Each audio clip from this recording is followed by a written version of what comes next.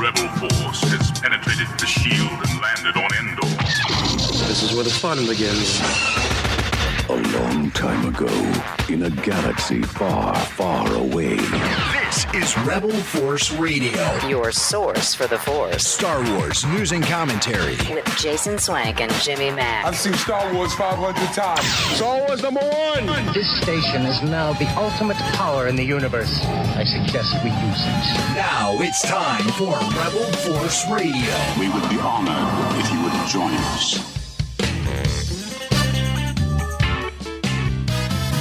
Well, I tell you what, the whole entertainment world may be on strike, but not us here at Rebel Force Radio. That's right. No striking for podcasters. Although I have heard that you can create a convincing podcast. Name your favorite podcast. Rebel Force Radio, I'm sure, is top of mind. But you can use AI to create a podcast now. So it's just a matter of time. Podcasters' rights. No, we're here. It's really us. It's really us. No AI, no striking, and a lot of news to cover. This week, we are going to be going inside AHSOKA and the ACOLYTE. We've got interview highlights and also some leaked footage, which I guess there's no one to get us in trouble anymore because they're all on strike. And also, we're going to be checking in with the LANDO series. Yeah, we got an update on that. It wasn't that long ago, back in 2020. LANDO, the series, was announced by Kathleen Kennedy. What's going on with that? What's up with that? Also, Bob Iger, I don't know if you saw this, but he was interviewed over at the Squawk Box on CNBC, and he was squawking. He squawked for like a half hour talking about the strike and all kinds of things. But what perked our ears up at RFR was when he started talking about the cutbacks. And we've got some of those highlights. I guess you can call them highlights, kind of lowlights in some ways, coming up later on. Plus Star Wars in pop culture and so much more here on Rebel Force Radio. So glad that you could be with us. Hope you are here to listen and talk Star Wars, because that's what we do here on RFR each and every week. Not just me. Introductions in order. If you're new to the program, my name's Jason, and with me, as always, my good friend and yours from Chicago, Jimmy Mack. Hey, Jason. Hey, Star Wars fans. RFR's back. Coming at you hotter than a Jabba the Hutt fart in July. Oh, God. On Tatooine. July on Tatooine. Man, just a Jabba fart. I mean, that that right there is enough. You hope it's not followed by a Jabba flow. Which, of course, is the name well, of the song. He might think that it's a fart, but then it is a flow, so he's going to be in trouble. Can you imagine being part of his cleanup crew, though? He'd have to have a crew. He would. Cleaning up after him. Yeah. My uncle had an Alaskan Malamute. I knew what the size of those were. I mean, a Jabba the Hutt. Yeah. It's just, we always put that on the Yoda questionnaire. It's a part of that. What job in the Star Wars universe would you not want to have? Yeah. And I think Jabba the Hutt's cleanup crew would be top of the list. Yeah. But yeah, he's really a slug. Would. He secretes. Oh. He secretes. Okay. So he doesn't necessarily... I might have to consult the resident zoologist here at RFR Studios to find out how a slug actually disposes of its waste. Yes. Maybe it's not as messy as we think. Maybe it just oozes out of the slime. Ugh. So he's always pooping. All right. Well, I hope that you're not listening during the dinner hour here to RFR as we really start off going down a rather gross trail. Yeah. The snail trail. The snail trail. Yeah. Right. Paved with Jabba slime. So forget about it. But we're here to talk about Star Wars. And last week, Jason, we started the show and you had mentioned the Amazon Prime sales. And I said I wasn't going to reveal my Star Wars purchase until I actually received it. And so you did give us some clues. I did. You said it goes in the house. Well, because Dylan said that it needed to be in the Mac house. In the house. Right. Well, yeah, And it was had to do with a Disney streaming series, Disney Plus streaming series. Yeah. All right, so here we go. Here's the purchase. It is Lola. Lola. I got Lola, animatronic Lola from Kenobi. It makes sounds. It does all kind of things. You can talk to it. It has different settings and stuff. I have no idea how to work this thing. I think you talk to it. Lola? Yeah. Lola. Her name was you? Lola. She was a robot. Oh. See, she makes little sounds. Okay. This is really a very well put together. Oh, there she is. She's so cute. Yeah, the Lola animatronic from Hasbro. Jason, when we went to the Star Wars celebration in Anaheim last year, we stopped by the Hasbro booth the day after the Kenobi series had launched. And we were introduced to Lola. And there they had Lola.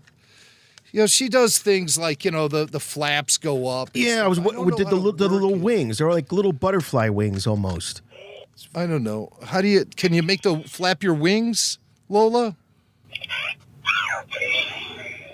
As far as you've gotten, it's like in a float mode. I don't know how to work this thing. Dylan had it all figured out and stuff. Yeah, and maybe she only responds to Dylan. Dylan is her Leia. Is your Lola's Leia?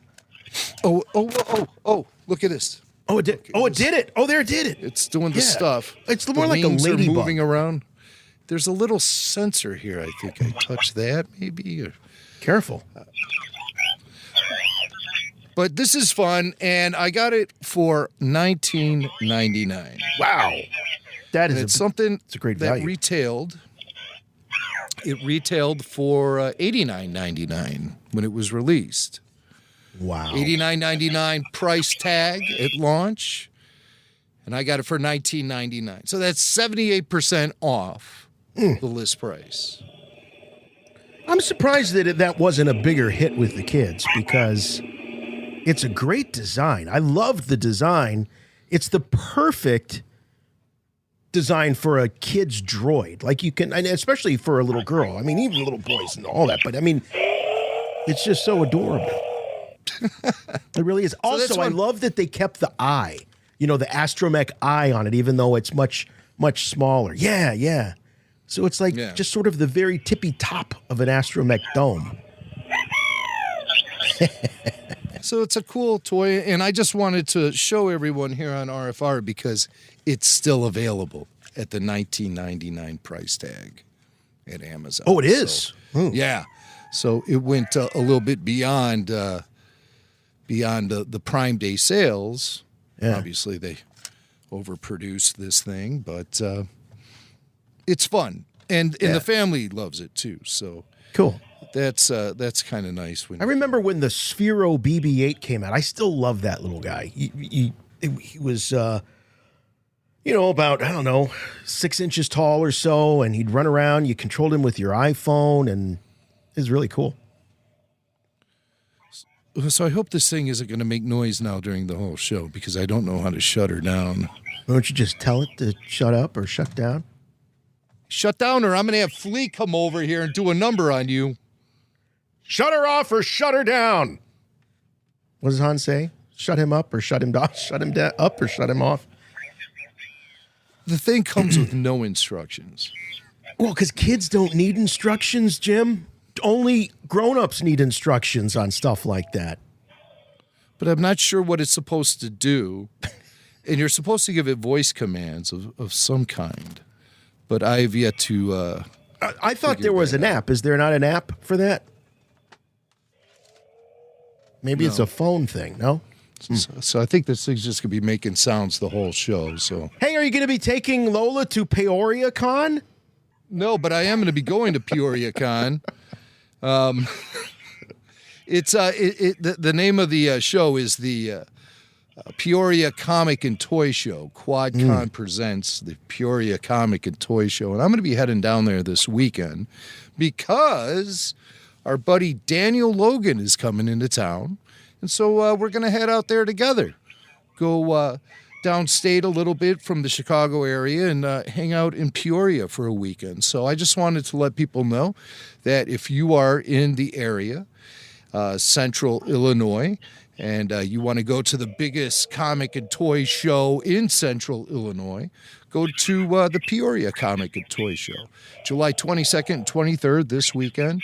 And Daniel will be in a panel on Sunday, moderated by an ISU psychology professor. Psychology. Psychology. Did I say psychology?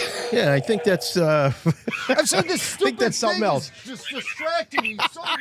Lola. Oh, don't blame Lola. No, How I'm dare blaming you? Lola. Lola's making just such a racket over here. I can't even think straight. Lola, shut up! Oh, you hurt her feelings. Did you hear what? Oh man, that's sad. Very sad. Look, it's like a shut puppy. down. Oh, she Lola did. shut down after that. I think outburst. I finally figured out how to shut her down. You get angry at her. Good night, nurse. All right, you stay over here. Dang. Enough of that. All right. Well, maybe you don't want to be packing Lola on your road trip with Daniel Logan to Peoria.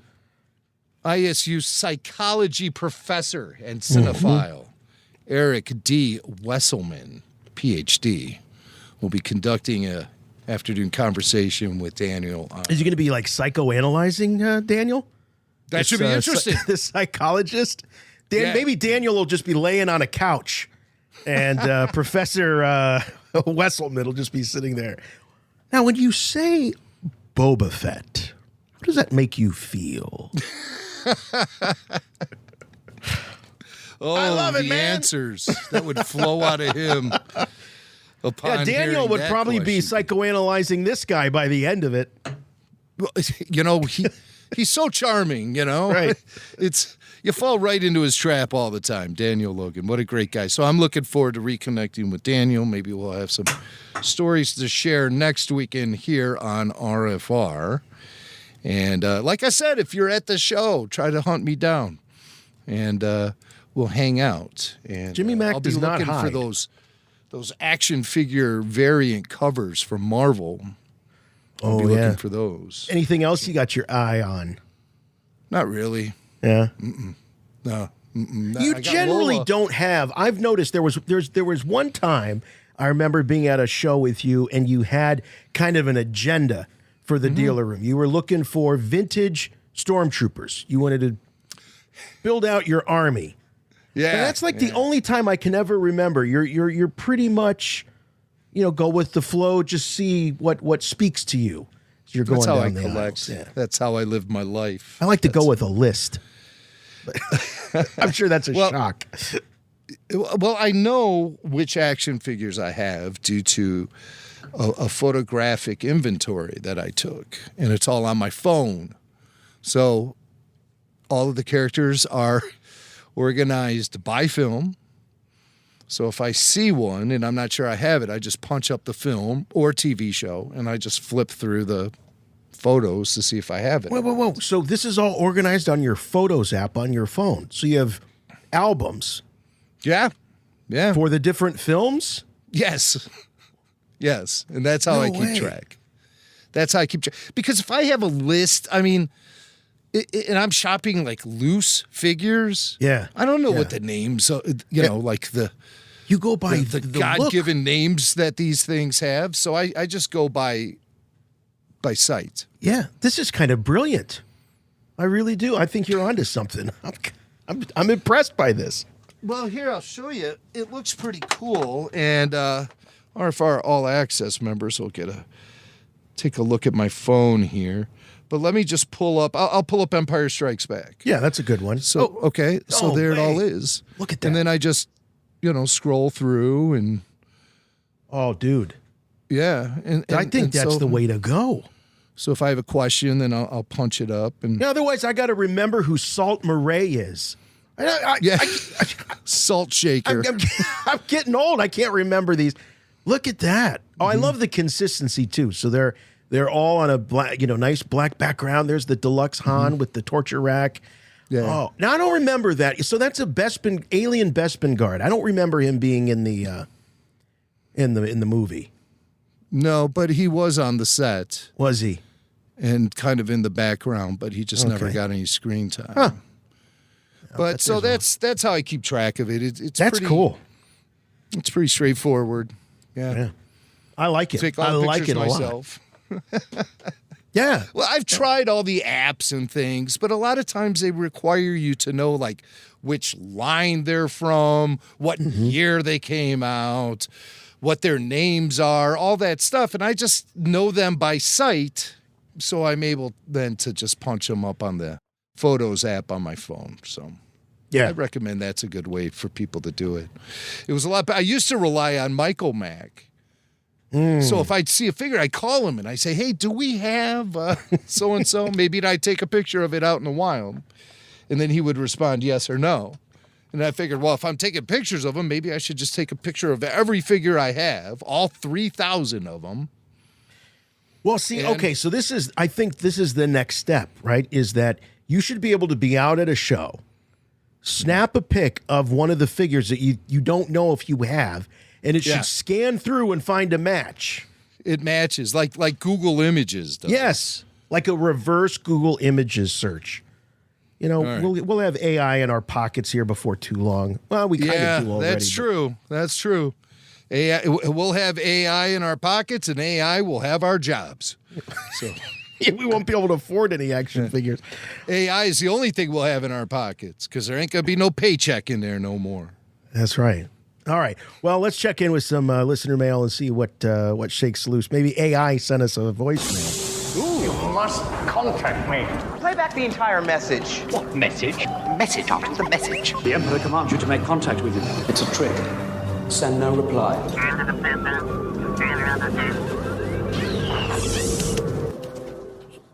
Hey, Jason and Jimmy. This is Nick from Maine. Long time, first time here.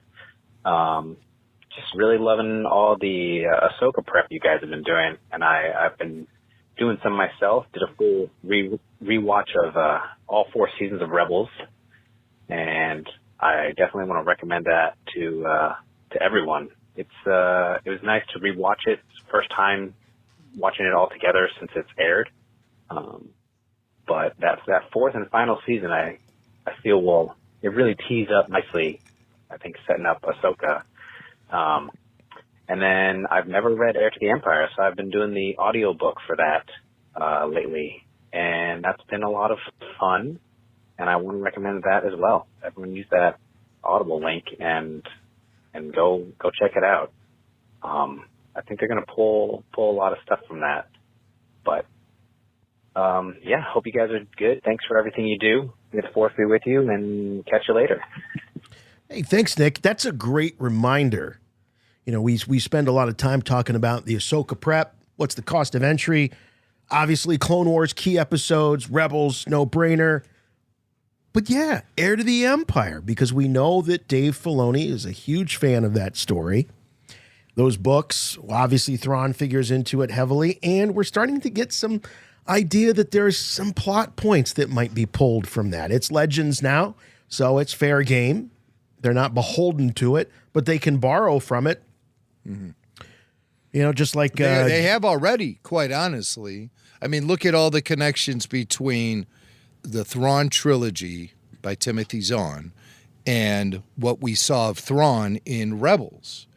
Well, he's a guy who has a Star Destroyer named Chimera, which is the same as the novels. That is, the captain is a guy named Pelion, the same as the novels. He uses native artwork to try to understand the fighting strategies of his opponents. He tries to pick them apart psychologically by analyzing their artwork. And he discovers weaknesses and strengths and tries to exploit them. He has a Nogri bodyguard named Rook, which is also the same as in Rebels. The one thing that hasn't really made its way into the Thrawn in animation or live action are those Salamari lizards that Thrawn would walk around with around his neck. these big, like salamander-sized reptiles that had this ability to repel the Force. It would create a bubble around Thrawn, so Luke wouldn't be able to use the Force on him, or a dark side guy couldn't like Force choke him or anything. It's like Force kryptonite in a way. You know, it repelled the Jedi power. Although they didn't weaken the Jedi, he wasn't susceptible to things like Jedi mind tricks, which he was aware of the potential for things to go wrong with that. So yeah, I mean, there have been other characters. I feel like Shizor was one that was also the Faline, that he was also not prey to Jedi mind tricks. So that's been right. A kind of a thing. If that was the truth or not about him. He was the pheromone guy. But yeah, he showed up on Clone Wars. I can't remember if Shizor specifically did or if it was just other Felines as part of that organized crime contingent. Right. Didn't they meet with Darth Maul? They did, Shadow Collective. And it was not Shizor specifically, but it was the same type of alien species that he is. So I don't know. But when you go down the scorecard of all the things that Thrawn shares, with his Filoni Thrawn shares with the Timothy Zahn Thrawn, there's a lot of them. Probably just the biggest thing that's missing is the Salamiri when you think of those sort of iconic Thrawn traits. Yes, and I don't know if that's something they want to introduce in the new canon or not. I say why not, Right. Why not have something new like that? Force-repelling reptiles. That's fun. You can make toys out of them. All the kids will be wearing those around their neck. Of course. I have Lola here. Right. Give me a Salamiri. Next year, Jimmy Mac's going to be getting a Salamiri from Amazon Prime Days, $19.99, regular price, $89.99. But other elements from Heir to the Empire that would not cross over into the Ahsoka series would be things like Mara Jade. The idea that the Nogri worship Leia because she is the daughter of Vader. Yeah, that was a little weird. Lady Vader. That was a little weird. Yeah, that was different. What else would it? I mean, there's so many things from those books that I don't think would make the crossover into the Filoni verse. But what's interesting about them is that they take place in the same timeline, 5 years after Return of the Jedi, and onward. So that's something interesting to think about. I'm just trying to think if there's anything that I'd really love to see Heir to the Empire from that novel cross over into the Ahsoka series and do so without stepping on toes. Yeah. It's something to think about, and maybe Nick from Maine is thinking about that as he reads the novel. Do you think they'll delve into legacy characters for Ahsoka? Well, we think Hayden Christensen is involved in the production, so that would present either Anakin or Vader or a combination. But outside of that, like a de-aged Han or Luke or Leia, I bet not. Yeah. It's just because they have their legacy characters in the Rebels crew. Right. Hera, right. That's their legacy. Chopper. Right. I mean, how much more nostalgia do you need to throw in? Yeah. Yeah, right. I think you have your audience built in with those characters alone. You don't need the gimmick of a de-aged Luke Skywalker, Mark Hamill in there.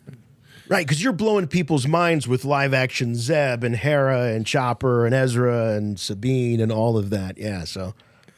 Assuming Zeb is in the Ahsoka series, and why not? I feel like he would have to show up. Why would they go to the expense to create him just to be a background character in Mandalorian season 3? It just, to me, it feels like Favreau's talking to Filoni. He's like, "Yeah, we got this model. If you want to use him, you could throw him in the background."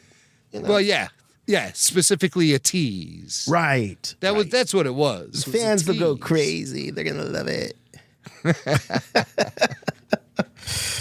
Oh man.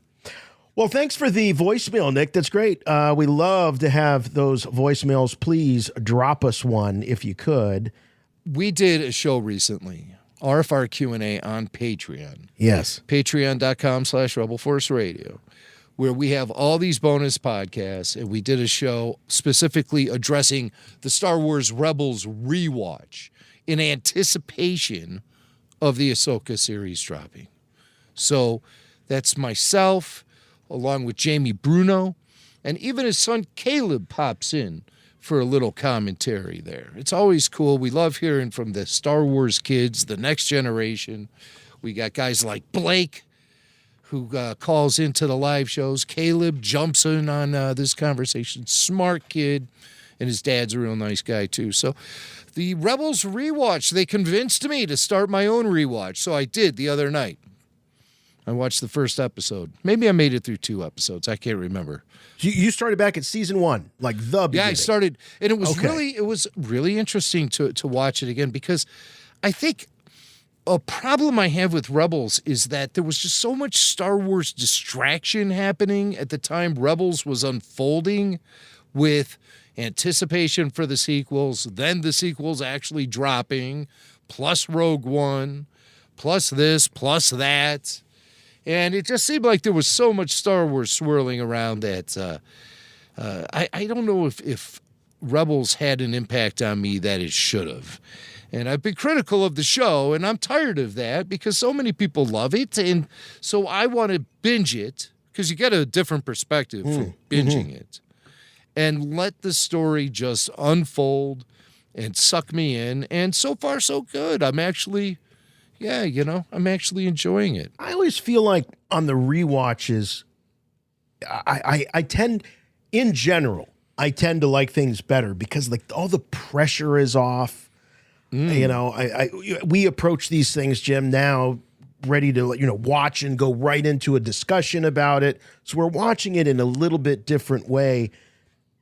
Whereas as we've pointed out on the show many times, we had before the prequels, we had almost 2 decades to let the original trilogy settle in. And then in between the prequels and the sequels, we had time to let those prequels settle in.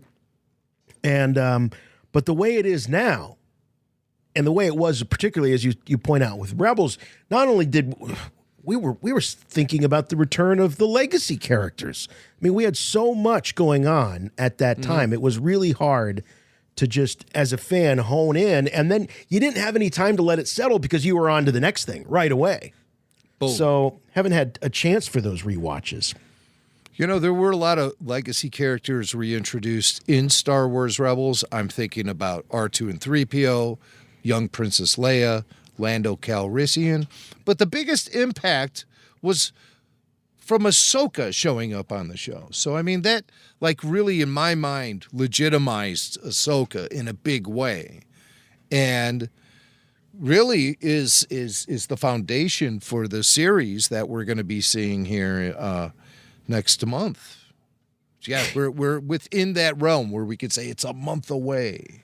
Yeah. So you're right. Really, it was when Ahsoka appeared in a second Star Wars series thing, whatever you want to call it, that did sort of take her to the next level because you realized that she was a major player.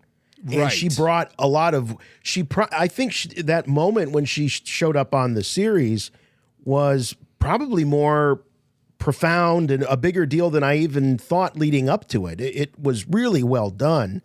Very dramatic. I think we got it spoiled from a German IMDb site, if I remember the story, because we were decoding the Fulcrum voice. That's right. Now you're getting somewhere. We were able to slow down that Fulcrum voice or speed it up. I forget what we did. You took it into the RFR Sound Lab, sprinkled some of your magic dust on it.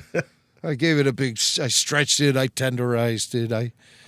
I beat it. Yeah, and then there was some leak on some German site or whatever, and it had Ashley down as the voice actor. But No, that's what it was. Yes, good memory. Mm-hmm. Yeah. It's very rare that I pull one of those out. Yes. But anyway, yeah. So Patreon, in addition to Q&A, there's so much there.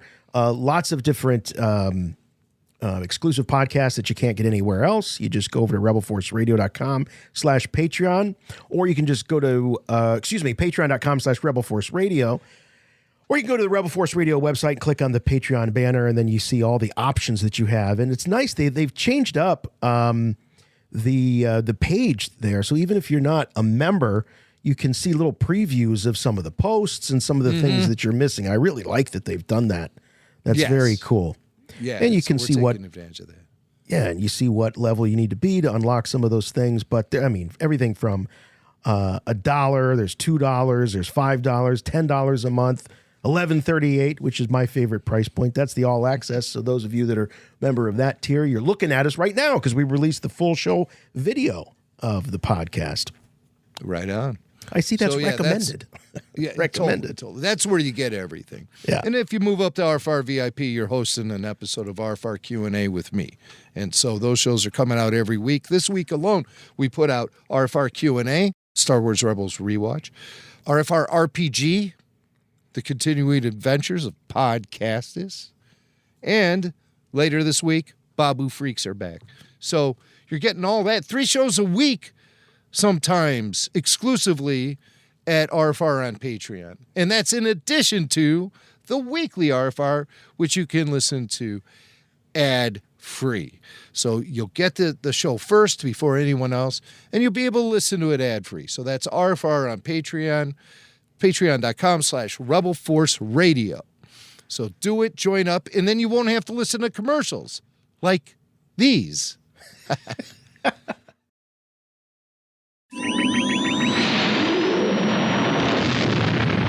have good news for you, my lord. That's good news. Come closer, I have good news. Well, I don't know if you're going to call it good news, but we do have news. Bob Iger in the news, responding to a lot. I mean, how would you like to have his job? I'd like to have his paycheck. I don't know if I'd like to have some of the responsibility. I mean, everything from fallout of these big strikes, the writers' strike, now the actors are on strike, the culture wars, Florida, everything that this guy has to deal with. It's a lot, that's for sure. But he went on to CNBC. Of course, that's the news network that a lot of people that invest in the stock market are watching. So that's a big concern for Disney, keeping the shareholders happy and placated. So Bob went on and talked to David Faber on Squawk Box, the very scenic Sun Valley, Idaho. It's the two of the, Bob's got his little zip up, quarter zip up. He's just an everyday guy, Bob Iger. I'm just like you. I just put my pants on one at a time, and then afterwards I count my billions. That modest zip up, you call it. Right. It's probably worth $1,500. Right, exactly. And he wears it once. But anyway, it was about a half-hour interview. If you're interested in all of the strike stuff, there's tons of that. It's worth watching and listening to get his perspective. But we're interested in what this means for Star Wars. Now, he doesn't get specific about what the strike means for Star Wars, but he does talk about some of the plateauing of the box office for recent Disney films, Marvel films, Indiana Jones, just things not living up to the expectations, in some cases performing way below expectations, like the last few Pixar films. So he talks about what he believes is the main problem with these box office numbers and why it's happening. So here's Bob Iger. All right. I think in our zeal to basically grow our content significantly to serve our mostly our streaming offerings, we ended up taxing our people way beyond, in terms of their time and their focus, way beyond where they had been. Marvel's a great example of that. They had not been in the TV business at any significant level. Not only did they increase their movie output, but they ended up making a number of television series. And frankly, it diluted focus and attention. And I think you're seeing that is, I think, more the cause than anything else. So I neglected to say that the lead-in question, David Faber specifically mentioned Marvel and Star Wars. Now, Iger didn't repeat Star Wars, but this was in response to, well, what do you do? What do you do? And so, Jim, what he's talking about is, hey, we're asking too much of the consumer. We're asking too much of the streamer, the film goer, the consumer, the consumer of content. This is a similar line that we've heard from him before, which is basically too much too soon. That seems to be Bob's response to when the numbers don't pan out. Yeah, too much too fast. Yeah. And he said the same thing after Solo came out and was a big underperforming film at the box office. That was 5 years ago. So now it's all catching up to everything, everything. So what happened with Solo? Well, they put the Lucasfilm Star Wars theatrical releases on ice. And we still haven't seen any resolution to that outside of announcements. Right. And as Star Wars fans, we know those announcements don't always stick to the landing. I think there's two things going on. I think, obviously, the increased costs of making these movies, particularly live action, huge cost. Indiana Jones cost $300 million. I mean, that's a lot, considering, yes, Indiana Jones has been big, but has it ever brought in those kind of, even if you adjust for inflation, has it ever brought in $1 billion? Maybe it has, but even as a kid in 1989, my mind being blown by Last Crusade, I remember that summer, everybody had Batmania because it was the summer of the 89 Batman, Tim Burton, and that film ate everybody's lunch. There was a Ghostbusters sequel, and I remember people belly aching about that. It's not as good as the original. I remember people belly aching about Last Crusade. It wasn't as good as Raiders. But I don't ever remember anybody talking about, hey, did you see what Ghostbusters 2 grossed this weekend? What a joke that is. People were just saying, yeah, I didn't like it as well as the original or what have you. So I guess my point is $300 million, that is a hell of a gamble on an Indiana Jones movie. On any movie, that's a hell of a gamble. Back in the 80s, you talk about 1989, I mean, just everyone assumed the sequel wasn't going to live up to the original. Yes, right. There was usually relief when the sequel was not just a flat-out carbon copy of the original. And that happened all the time. I'm looking at you, Smokey and the Bandit. You don't want that carbon copy. But now in the age of franchises and stuff, it's like the first time I heard Star Wars fans really talk in box office was Episode 2, Attack of the Clones. That was 2002. And that was the first time people were talking about it. Like fans, I saw it being like visibly distressed because the box office was only X amount of hundreds of millions of dollars. Well, remember, it had Spider-Man 2 coming out at that same time. The Sam Raimi follow-up to the first Spider-Man. And those two were really battling it out, and that's Spider-Man ended up kind of on top, I believe. I made one of those on-the-air radio bets back in 2002. Of course, I took Star Wars, and this guy who owns a comic book shop. What was the bet? You said yeah, it was Spider-Man the bet versus was Star Wars box office. Opening okay, box office, weekend box office opening. And so I took Episode 2, and the guy took Spider-Man 2. Some guy who owns a comic book shop. And we made the bet on the air. And Monday, when the figures came out, Star Wars Episode 2 won the box office war for the weekend. Guy came into the studio, paid up the money. It was like $100 or something. Right. Next day, Tuesday, adjusted box office numbers for the weekend were released. Oh, no. And Spider-Man just edged out Episode 2. Yeah. Attack of the Clones. And so I called the guy and I said, hey, you want me to drop off this money to you or something after? He's like, no, hold on to it. He appreciated the plugs he got as a result. Oh, okay. Well, so everybody got something out of it. Well, that's what I figured. And I was so happy about that. Even though it was money I didn't earn, I was just like, I didn't want to have to give him his money back. I'll tell you that much, because I already spent it on pizza and beer. As you're telling that story, I'm thinking like, oh, I should jump over to Box Office Mojo and I should really look and see what those indie grosses are. And I just, to be honest with you, those conversations bore me. I don't approach this stuff as a business. I'm aware, I'm not naive. I understand that entertainment and film and television and all of that is a business. But I grew up, as I mentioned on the show before, I grew up loving a lot of box office flops. Box office didn't mean anything to me. I still love the Robert Altman's Popeye movie musical, which is a notorious flop. There's a lot of notorious. The Shadow, the Alec Baldwin superhero movie, The Shadow. I love that movie. Another big El Floppo. But it was a more innocent time. I mean, I wasn't aware and I didn't care. But with Iger talking about, because he's not really, he is talking about box office, but he's really honing in on the inability of these franchises to hold people's attention because there's so much content. Marvel not only went into television, but they also doubled the number of films. I was blown away when I read that, what was it? The newest Marvel movie is like the 37th?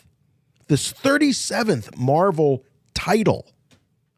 That blew my mind. I mean, talk about a sequel. Lot. And I also read something interesting, too, over the weekend, last weekend. Can't remember who it was, but they said that, when you talk about this franchise filmmaking like Marvel, he said, for a writer, actually, this might have been Mangold. He said, as a writer, you're essentially writing television because you have to make all these things connect. All these movies have to connect over the span of decades. So it's really like writing a television series on the big screen. And that's not what a lot of filmmakers, people that want to go in and make movies are into, but they're sort of forced into that because of this model. And the point you also brought up about the expectations of sequels, damn you, Empire Strikes Back, because until then, nobody, like you said, nobody had high expectations for sequels at all. Outside of Godfather and for 2. years, Empire Strikes Back was looked on as that was the only great sequel. Godfather 2, maybe another one. That was it. But very rare. Yeah. Yeah. No, you'd go into a theater. Hey, Jaws 2. Okay. And you basically get Jaws 1. Again, right. Just with minor changes. With teenagers instead of old guys. Yeah. And as a kid, I didn't know Steven Spielberg from A Hole in the Wall. But I knew there was definitely something off with the quality of Jaws 2 when compared to Jaws 1. And that obviously is Steven Spielberg himself. And some people say that the lack of the Spielberg-Lucas factor with the Indiana Jones Dial of Destiny film hurt it. And, you have to be open-minded to that. It's a very different Indiana Jones. But at the end of the day, it still scratched those Indiana Jones itches that I had. So, right. There's different ways of looking at that film altogether. But, I don't want to debate whether or not the box office deserves what it's getting with Indiana Jones. But I will say this. We went into our review of Dial of Destiny last week without any sort of spoiler alert, and we really, really did reveal all the details of the film. And did we get called out? Let me know about this, and my initial reaction was, "Oh no!" So right away I put in the show description that our review is spoiler heavy. Yeah, but I was like, "Oh no! Why didn't we say anything?" And then I thought about it for a second, and I said, "Well, you know what? These people didn't support it at the box office. We needed them there opening weekend. Where were they? They're on the sidelines. On the sidelines. So if we're spoiling it 2 weeks after the film has been released, then boo-hoo, you should have been there. Because now you're seeing the headlines. Now Bob Iger is going on cable news shows whining about how they don't have enough money. Give me a break. These guys were printing money just a few years ago. Look up the amount of money. Sure, Solo flopped in 2018, but Disney broke all kind of records. What'd you do with that $1 billion that you made on episode 7? Where'd that money go? Yeah. Well, he actually answers that in this next clip, because this is really about money. And then where do you go from here? What do you do? What's the strategy to get out of this? And here's what Iger says. The focus, but it's also part of our cost containment initiative. Spending less, spending less on what we make and making less. So there you go. That's the focus. The focus is on making less and having it cost less. So cheaper and less of it. How many times have you heard that in the workplace? All right, so everyone's going to have quality. to do right. Lower the quality and be prepared to make less. Well, I think Iger's onto something here. He wants to serve us up a shit sandwich and expect us to pay for it. That's what Iger is saying here. Yeah, so we got to keep an eye on this guy, man. We really do. We really do. Wouldn't you save money just by making less? Why is it got to be we're going to do less and it's got to cost less? Now, there are certain. I mean, one of the things, and again, I'm no expert on this, but one of the things that the streaming era at Disney brought in was a whole layer of bureaucracy into the company of people whose job it was to decide where the content that was being made by the various studios was going to go. Oh, let me look. All right, that can get a theatrical release. No, that's going on streaming. Oh, that's going here. That will license out to another streamer or whatever. So, and whenever you start to add layers in the upper management, huge salaries, huge costs. I think that some of the apparatus that was created personnel-wise with this shift into the streaming model for Disney, that helped propel some of the internal costs. It's such a shame because Disney streaming and The Mandalorian they're like side by side, and The Mandalorian did a lot to save Star Wars. It provided us with a fresh story told by top quality storytellers in Favreau and Filoni, and it shifted our focus away from the hot mess of the sequel trilogy at a time when we really, really needed it as a fan base because nobody was satisfied with the sequel trilogy. Everyone has at least some hang up with it. So The Mandalorian came and it was just so universally embraced. To me, it saved Star Wars and it launched this whole streaming era. It appeared right out of the gate it was making Disney a huge success. That they were projecting they were going to catch up to Netflix in just a matter of a couple of years. Yeah, but how do you measure the success? I think they were measuring it by subscribers as opposed to revenue. I think that was their calculation, was once we get to Netflix numbers, we will have X amount of dollars. Now, I know that there's a lot of people out there smarter than me, but X amount of subscribers does not always equal X amount of revenue. Yeah, I don't know what they were banking on there because the old Netflix model was great for everyone. Everyone was making money off of that. Netflix, yes, but so was Disney. So was Warner because they were licensing all their stuff to Netflix. Then Iger woke up one day and said, why? Why should we do that? We have enough stuff. Because they bought Fox.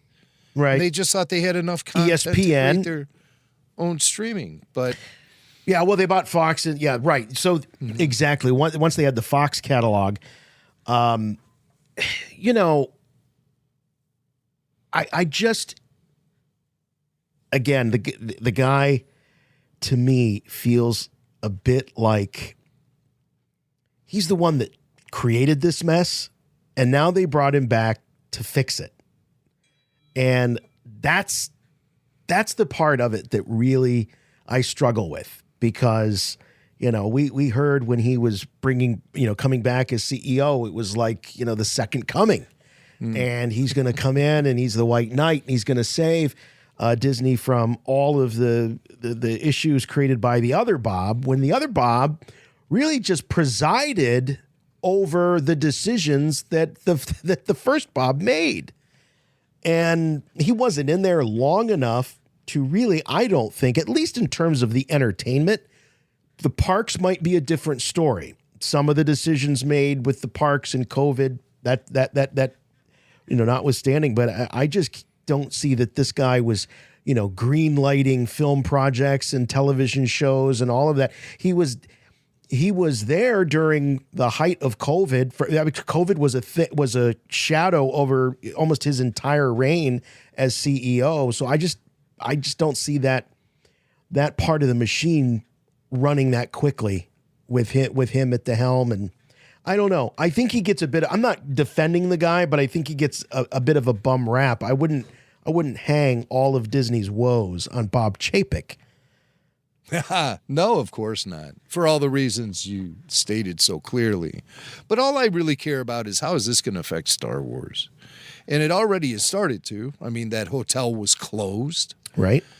Very low tolerance with that thing existing, even without it being completely sold out every week, every cruise, however they state it. But so, you know, that's the first thing to go, and more will be happening. I just, you know, I look at the future of Star Wars, and there's so much that we're expecting. We're expecting Skeleton Crew at the end of this year, early 2024. We're expecting The Bad Batch Season 3 to wrap things up next year. The Acolyte, Andor Season 2. These will all drop next year. And then 2025, what could happen? Mandalorian Season 4 and possibly an Ahsoka Season 2. So Mandalorian Season 4, I just read that is in pre-production. I don't think that's in any danger. Ahsoka Season 2, I don't know. That all depends. It does all depend on how this performs. Andor Season 2, they wouldn't, I can't imagine them shelving that. One, it's a critical darling, probably the only critical darling that Star Wars has in its streaming catalog. I think a lot of fans are rediscovering it. They've still got another year or so to rediscover it. I do think it's one of those that we said so many times, like, I'm so glad it's there. Even if you're not into it right now, it's always going to be there for you, hopefully. Not like the Willow series. It's always going to be there for you, so go and when you're ready for it, watch it. But where might this, because we're dealing with two things. One, Bob Iger's cuts, and we've got the strikes. And every day that goes by, every week, every month that goes by with these strikes, production gets delayed more and more and more. And I know this from working in the Broadway industry, that one of the biggest problems with the lockdowns and the shutdowns was the incredible cost that it took to start those big shows and those machines up again. So even though you've got the infrastructure, you got the set, you got the cast, you got all those elements, getting that machine moving again and getting that show up was very, very expensive, particularly because in the case of Broadway, there were a lot of, in fact, all the tickets were refunded. They didn't know when they were going to reopen. My point is that the shutdown is doing more than just causing delays. It's actually causing a lot of additional cost. Cost now, cost later when production does start. Because they got to store set pieces. They got to store costumes. They got to do all of these things. So, Jim, I think we're looking at somewhat of a calamity really, when it comes to Yeah, unfortunately, yeah. You know, so as Star Wars fans, luckily, as you point out, there's enough in the pipeline. Yes. And they've had enough success that the stuff that I think people are most excited about, Mando, Andor, Ahsoka, I think it's going to be okay. Stuff that might have been on the bubble. I'm talking about a Boba Fett follow-up, a Kenobi follow-up. Bubble stuff might get the axe. Tim Morrison let it be known that he was having meetings in California with, I'm going to L.A. folk. I'm going to L.A. I have that clip. You want me to play it? I got it right here. But I think there's potential in a Book of Boba Fett season 2. Yeah. And I think they might be exploring that. It's possible. I mean, we know that he was a little peeved when he didn't show up in Mando season 3. I think he thought that was and that very well may have been the original idea. Yeah. You know, he comes into my show, I go into his show, But I think there's potential there. And I think that everything that is underway, at least for the next couple years, will happen. And that should lead us up into the return of Star Wars to theaters in 2026, knock on wood. Now, how might these Iger cuts impact the theatrical calendar? Boy, I can't even speculate on it.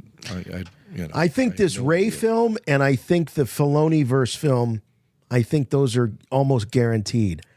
I'm not so sure about the mangled Dawn of the Jedi, even though I personally really think that's a cool idea. You know, Star Wars meets the Ten Commandments, the origin of the Force users in the galaxy. I like that idea, and I really like what I know of James Mangold, but that's the one to me that's like, if I'm Bob Iger, that might be the one that I chop. When Kathy Kennedy was at Star Wars Celebration London a couple months ago, she was still trying to breathe life into things like Rogue Squadron. That's, good night. Just completely rudderless right now. And even the Lando show. Well, what's up with the Lando show? What is up with the Lando show? Well, I think nothing. I think absolutely nothing. And Justin Simeon, who was attached to that project way back when Kathy announced it during the Disney Investor Day back in 2020, December 2020. That's when we first heard of the Lando show. And I believe Kathy did attach Justin's name. She did. I've got it right here. Should we rekindle everyone's memory on this? All right, here's Kathleen Kennedy in 2020. Lando Calrissian is the galaxy's smoothest, most notorious scoundrel, and he'll return in a brand new event series for Disney+. Justin Simeon, creator of the critically acclaimed and hugely popular Dear White People, is developing the story with us now. A massive Star Wars fan himself, Justin has put together a reel to give you a sense of the style, tone, and irresistible swagger of our upcoming series, Lando. Take a look. And of course, they didn't show that in the stream for Investor Day, but we have some inside information, Jim, about what the tone of that reel may have been. And we're hearing from our insiders that it was a funky 70s blaxploitation style vibe. And that's what Justin had in mind for this series. It's also what Donald Glover had in mind for the series as well. So it would be playing up that whole Lando vibe that was disco never music, roller skates. Well, that whole thing, it's more of like what fans apply to the character of Lando Calrissian. And the first time I met Billy D. Williams, I brought it up to him. And what was cool about Lando is you were like the intergalactic Hugh Hefner, you know? It was just, that was the sort of vibe that Lando gave out. He didn't I don't have think a lot anybody. of ladies. He didn't have a lot of ladies. He just had this one. You knew though. He was so smooth. You knew that there was stuff going on off screen that we didn't know about. And so, I mean, I think anybody who played Lando couldn't have pulled it off the way you did. Well, you're absolutely right about that. There you go. There you go. You just knew because the line between Lando Calrissian and Billy D. Williams was so thin that the crossover was inevitable. And Billy D. had a vibe about him in the 70s. And that's when these blaxploitation films were happening. And it's not like Billy was really part of that so much. He wasn't really part of that scene. No, I think when I think of like Richard Roundtree, guys like that, you know. Pam Grier is probably the most Grier, iconic. of course. Cleopatra Jones but even Shaft and all of that. Even the James Bond film Live and Let Die, if you're a Bond fan, you know, Live and Let Die was a Bond film. So you can imagine, all right, we want to take Star Wars and blaxploitation, we want to mix it. That's what they got with Bond. They want to take with Live and Let Die. Let's take James Bond and the blaxploitation films that are so popular, mash them up, and you get Live and Let Die. It just seems like an odd thing. I'm fascinated though by, and I remember you telling that story about Billy D. That and it's a great observation. I don't know that was. He wasn't necessarily playing the character as if he was this legendary ladies' man. Now he was very flirtatious with Leia. But some of that might have also been part of his, you know, he's trying to throw them off the scent of the fact that he's betrayed them. He's really throwing the red carpet out, rolling the red carpet out, and, you know, being as charming as possible. And look, Princess Leia is also a beautiful woman. So, you know, he's not blind, but he's a guy living in the clouds with a bald guy and a bunch of pig workers. Right. You know? There probably hasn't been a woman in Cloud City, and who knows when. Right. Good Lord. Oh, my God. Well, I mean, this series, I got to tell you, I mean, I'm not necessarily interested in seeing Star Wars done as a period piece. And that, to me, is what blaxploitation is. I don't want them to punch up the 70s in Star Wars because George so badly strived to avoid anything that would date those films. I think he achieved that goal to a great degree, probably better than most would have. But there was just, you know, some of the stuff there's just no escaping the hairstyles and you know, here's the thing. It's almost like, well, is Star Wars 70s? Or did some of the 70s become Star Wars? How much, you know, Star Wars pushed. So it's, yes, Star Wars is 70s, but also that film had a big impact on the culture of the 70s. And so the culture adopted it, you know. Right. And the thing that our insiders told us was that Justin Simeon and Donald Glover were developing it to be kind of a parody. Like an undercover brother. Like a film like that, you know? Man. And it would have been maybe played up more for laughs. And it would have played up that fan thing that we came up with and applied to Lando Calrissian. And you know, it's kind of not, it's not pretty. I mean, blaxploitation, it just plays up on stereotypes and what was that edge that fans would say about Lando? Well, pimp Lando, you know? I mean, I never really thought I thought that was always kind of tasteless in itself. And so, yeah, because I never saw him. I saw him as a ladies' man, right? You know, I was cool with that, and I accepted that. Absolutely, because that was part of, like you said, that was part of Billy D's mystique. Also, he was always look at him in the '89 Batman as Harvey Dent. He's smooth in that role and charming and. So it has nothing to do with the fact that he's a black man.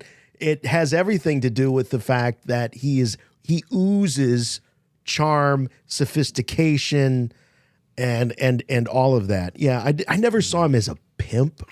But see, that's but you're right. That sort of grew up. Yeah, that grew up. That's the blaxploitation edge, and that's what makes me uncomfortable. And I'm sure that's what makes Disney uncomfortable, and probably explains why we haven't heard another peep about this Lando show. Really, other than that, Donald Glover is interested. And he is still apparently attached to it, but scheduling is preventing him from continuing work on Lando. And he does have a lot of things going on. I mean, he's producing series, he's starring in series. Word is he's back in the studio working on new additions to his musical career. He's attached to a Marvel thing that, who knows if that'll ever take off. But I mean, there's a lot, and there's a Community film that's in the works. There's a lot of things that he's attached to right now. But Star Wars, I don't understand how these people keep taking on projects and not saying, okay, I'm ready to dive into Star Wars. It's not the actors, it's not the performers, it's all Lucasfilm. Right. And their lack of confidence in some projects that they've spent a lot of time and money working on. And so Simeon hasn't heard any updates since Kathleen Kennedy made that announcement. Nothing since the announcement. That's amazing. He hasn't heard anything. But really puzzling. So Glover says in an interview with GQ, he'd love to play Lando again. It's fun to be him. It just needs to be the right way to do it. Time is precious. I'm not interested in doing anything that's not going to be... Sorry, let me start again. I'm not interested in doing anything that's just going to be a waste of my time or just a paycheck. I'd much rather spend time with people that I enjoy. So is he saying he doesn't want to spend time working with Lucasfilm? Those aren't people he enjoys? And the Lando... Well, maybe one way to think about that is he wants to spend time with people that he knows he's going to enjoy his time with. He doesn't know necessarily the people that could be involved in the Lando series, maybe with the exception of Justin. So he wants the sure thing, the stuff that's going to give me fulfillment. I'm not in it just for the payday. I'll give him the benefit of the doubt on that one, but he could take it other ways. Because I'd hate to, think that like Lucasfilm would maybe occasionally call up Donald Glover and say, all right, we have a direction for the Lando film. What do you think, or Lando series? What do you think about this? And he goes, I'm not interested in doing anything that's just going to be a waste of my time or a paycheck. It doesn't appeal to him. Yeah. I don't know how that works, the back and forth. But he definitely is taking on a lot of projects, and none of them have anything to do with Lando Calrissian.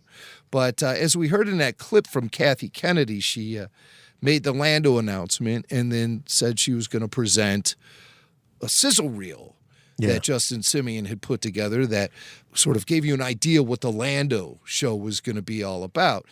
They didn't share that with the public viewing audience, only the Disney investors who had access to the live feed. But here at Rebel Force Radio, we have two clips from that sizzle reel. Yes, this may or may not have been part of the Lando pilot. And we have two clips. Clip one, it definitely gives you an indication that this would be a very different take on Lando. Before I made a living playing cards and doing other stuff that's not really explained, I wanted to be a singer. There's a little song I wrote about space, and it's called Making Love in Space. 2, 3, 4, making love in space. Yeah, making love in space. You need a man, though. Girl, come see Lando. Girl, making love in space. I love. All right, see now, okay, I could get behind the Vegas vibe, the Vegas Lounge Lizard vibe more than I could the blaxploitation vibe. I want him to be a rat packer.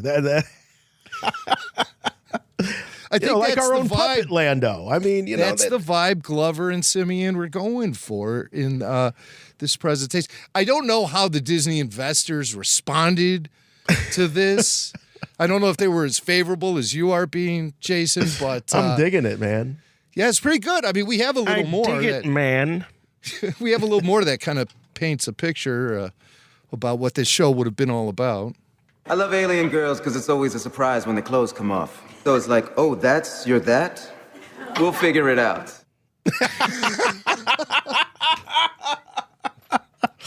We'll figure it out. Well, there's Donald Glover. I do want to say, and I hope I'm not speaking out of turn because I'm not his agent, I'm not his manager, but if Disney is looking to go a different direction than what Justin has presented, I know a certain scoundrel, card player, pirate, whose heart is just made of felt, and he would be perfect to star in your Lando Disney Plus series. I'm talking about the one, the only puppet Lando. I think he is a natural. Right. And he has absolutely zero scheduling conflict. Right. He's taking meetings.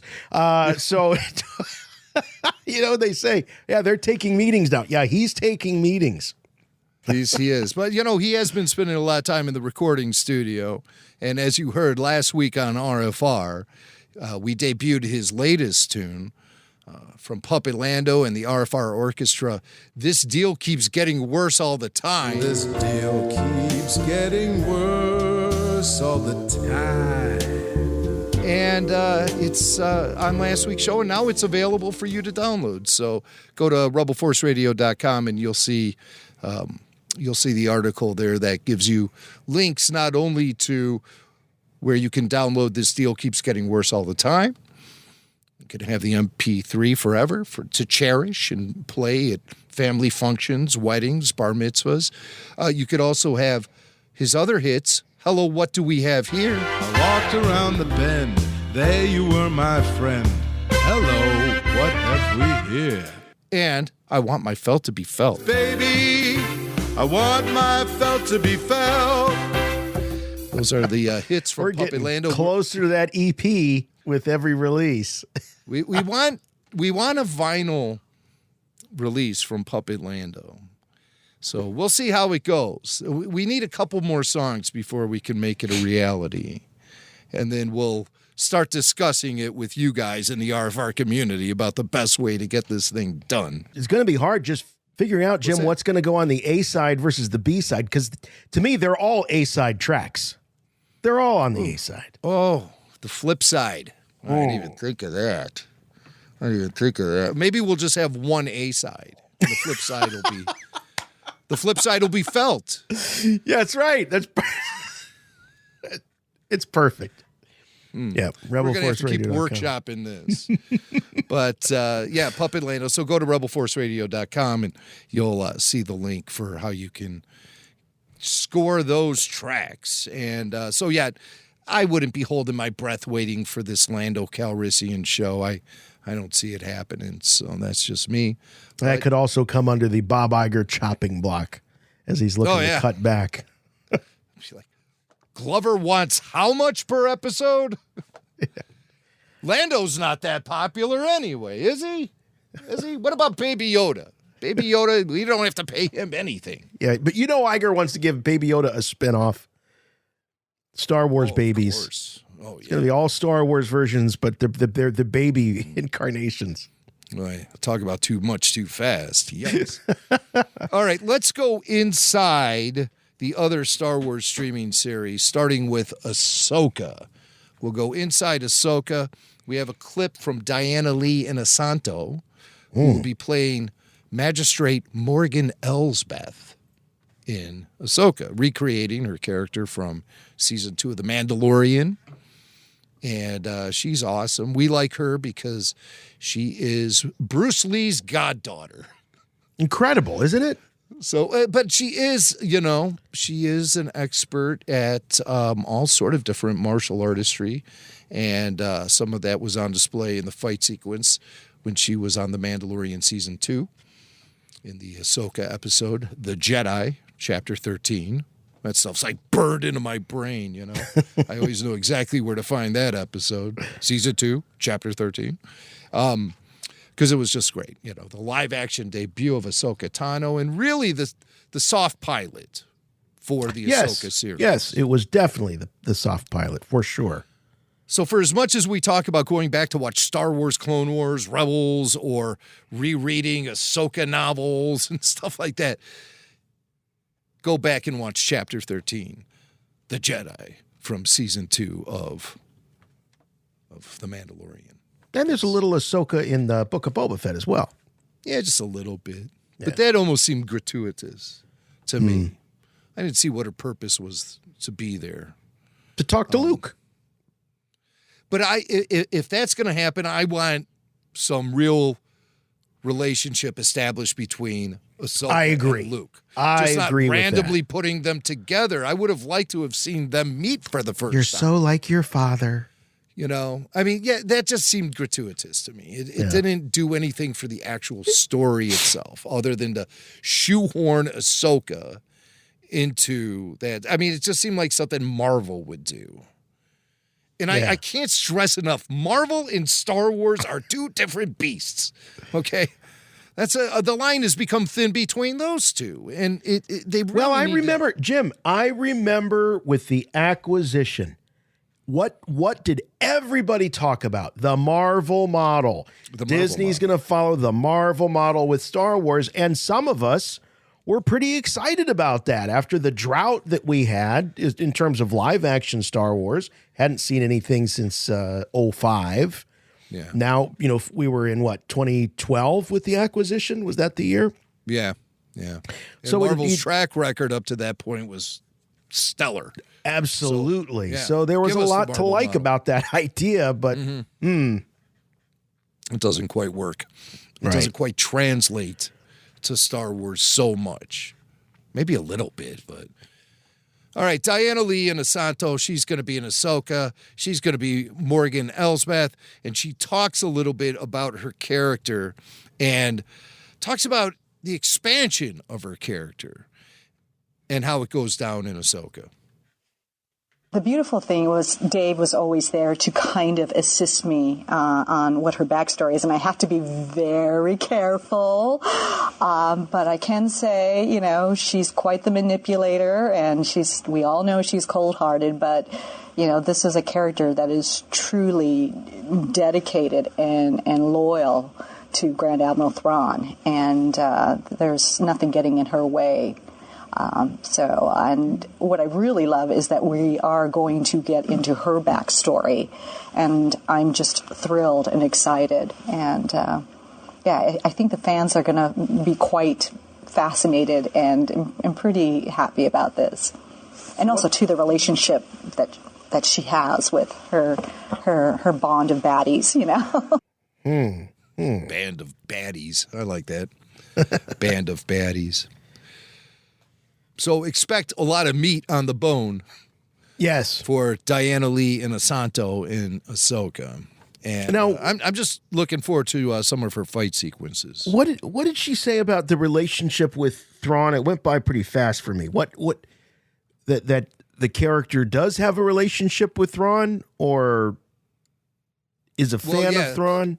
She definitely has a relationship with Thrawn. Yeah. And that was obviously established. Right, but is it a friendly relationship is the question I have, or is she... Because I think the jury's still out on these baddies and whether or not they're loyal to Thrawn. I don't think we know. We don't see them in any subservient position to Thrawn. They're interested in Thrawn. They're interested in his return. But I'm not necessarily taking the leap that they're working for him. Well, I think in the dialogue from The Mandalorian, when Ahsoka confronted Morgan Elsbeth, she said, "Where is he? Where's your master? Where's Grand Admiral Thrawn?" Okay. So it could be the case for the character of Morgan Elsbeth but not necessarily for Baylan Skoll or Shati. Is that her name? Or Hati? Shati? Hati? Whether or not they're, I mean, do you get the vibe that they are working for Thrawn or are subservient to Thrawn? Well, again, in the Heir to the Empire book, there was the Mad Jedi, Joruus C'baoth, right, who was actually a clone of a fallen Jedi.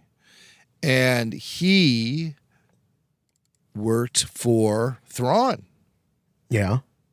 But I think he was under the impression Thrawn was working for him, Yeah, there was definitely a power struggle and dynamic between the two. That's what I can recall. So I think that a guy like Baylan Skoll could possibly serve as a surrogate for Joruus C'baoth. Yeah, agreed. Well, we're just a few weeks away. We will find out a little bit more about this when the show premieres. But Diana Lee and Asanto want to look, and I do love the continuity that she showed up in Mando, and now here she is. That is one thing that I think they do extraordinarily well at Lucasfilm with these productions is the continuity of the actors. Mads Mikkelsen, the stuff that they're doing, bringing them from animation into live action, and then also keeping them throughout the various live action iterations. So I do like that. I love the continuity of the. Matter of fact, I was just watching. I was texting you guys. I'm on this Trek binge at night. I've been watching a bunch of classic Trek, and there was an episode last night with Spock's parents, Sarek and Amanda, and I was like, "Oh yeah, it's the same actors from Star Trek III: The Search for Spock when they come back." And that continuity is cool, especially when it goes over a couple of decades. It's really nice to have that when you can with the actors. Well, heck, Mark Leonard Sarek, he used to show up in The Next Generation as the same character. Yeah, right. That's true, right? Yeah, talk about expanding the role. So I do love the continuity of the actors, and Diana Lee and Asanto is one of them. Yeah, for sure. So expect big things from her. And I think it was revealed now that Hasbro is at San Diego Comic-Con that there's going to be a 3 3/4-inch vintage collection Diana Lee action figure, Morgan Elsbeth. Oh, great. Yeah. I haven't seen any of the reports coming out of SDCC. Yes, some reveals already. Great. Awesome. As we record this show. So, all right, shifting from one series, Ahsoka, to another upcoming series, The Acolyte. The Acolyte. Showrunner Leslie Headland talked about The Acolyte to EW. It's one of the E's. And she gave us kind of an idea about what to expect from The Acolyte. What sets it apart from other Star Wars streaming series? I would say that The Acolyte stands out because it is the earliest in the Star Wars timeline that we have ever been in live action. We are toward the end of the High Republic, leading into the prequels, George's prequels. So we are looking at a time period where the Jedi are at the height of their power. We're looking at a time period where there is peace throughout the galaxy. And it was very challenging and interesting to make a Star Wars with no war in it. So the question became, well, what should the show be about if it's not going to be about galactic conflict? And I think that what makes this show different and interesting is that it's from the perspective of the bad guys or the villains of Star Wars. These are people who are using the Force in their own way, dipping into the darker sides of the Force, and are doing it without being sanctioned by, the larger institution, which in this case is the Jedi. And I think that Star Wars is always about some version of the underdog versus the institution. And I just thought it was very interesting to do a show about the bad guys, and to set that during that time period made the most sense. So I think that's what sets it apart. It's kind of almost flipped. We have more Jedi than you've seen in any other of the Star Wars content. But at the same time, I think you see more morally ambiguous characters than you've seen in other Star Wars content. And I think I can say this pretty confidently. I don't think you're going to see action in other shows the way that you see it used and utilized in our show. So despite the lack of war, we're going to see more action in The Acolyte. I'll tell you the part of that clip, Jim, that really jumped out at me was when Hedlund says that these are people who are using the Force in their own way, dipping into the darker sides of the Force, and are doing it without being sanctioned by the larger institution, which in this case is the Jedi. Right.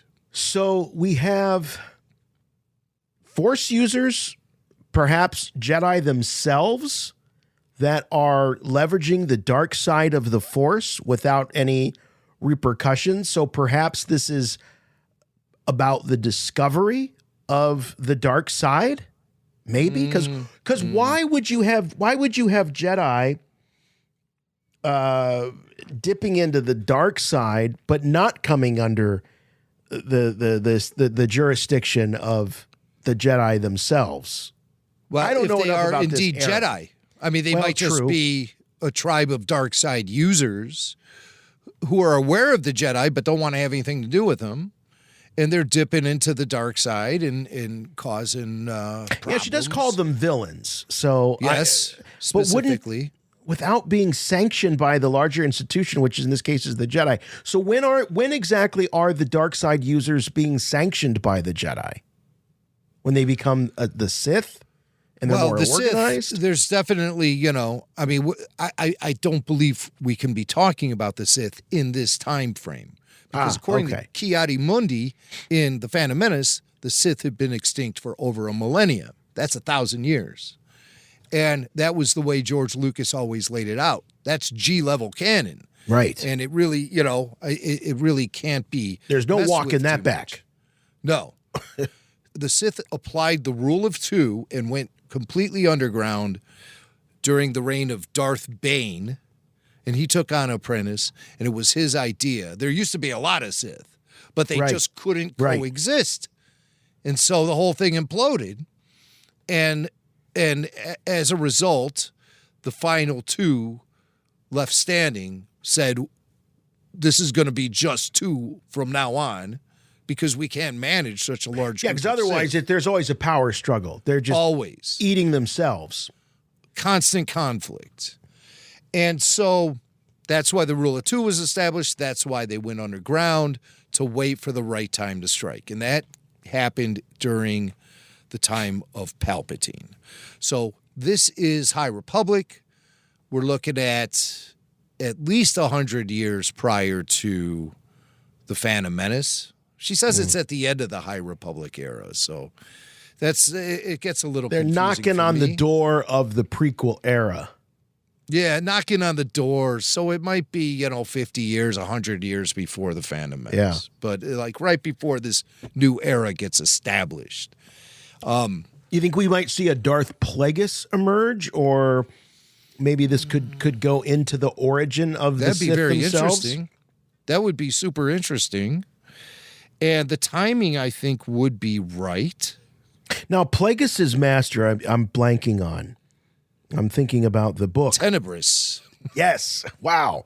Talk about pulling it out. And he was the squid head, wasn't he? Was he a squid head? Darth Tenebris? Tenebris was a Bith. He was a Bith. Yes. Aha. And Darth Plagueis was a Mun. Yeah.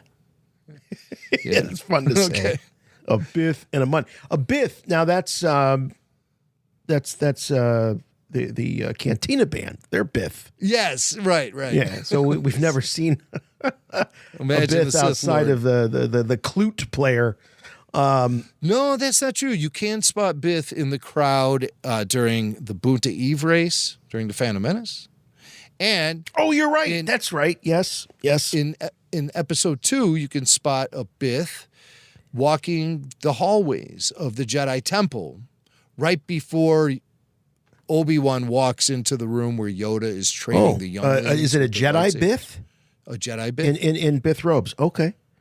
No, All in right. Jedi robes. In Jedi robes. Would I say Bith robes? Yeah, he's got Bith underpants, but Jedi robes. But they're very, I don't want to be stereotypical, so don't get mad at me, but they are very musically inclined, the Bith. So even as Jedi. They can still play a mean. They could hold a tune, yeah. So, okay, well that's cool. That would be great. I love one of the best parts of that Darth Plagueis novel, and that's me gushing over a Star Wars novel. I loved that book. Was the lead up to the Phantom Menace stuff. That was what was really fun to watch. And then it overlaps right, and starts moving into the events of the Phantom Menace. Right. Yes, and so you realize all this crazy stuff is happening off screen as that movie is unfolding. So we'll see how the Acolyte handles that transition into the Sith and the Jedi and the fall of the High Republic and all of that. I hope they have some event that provides closure to the era of the High Republic. So we know we have a firm idea of when the prequel era starts. Yeah. That would be interesting. Right. I mean, how does that go down? How does the transition happen? Is it immediate? Is it gradual? Does it happen over maybe it has to do with the ascendance of Valorum. I wonder if he is a key figure in demarcation of when the prequel era begins. Yeah.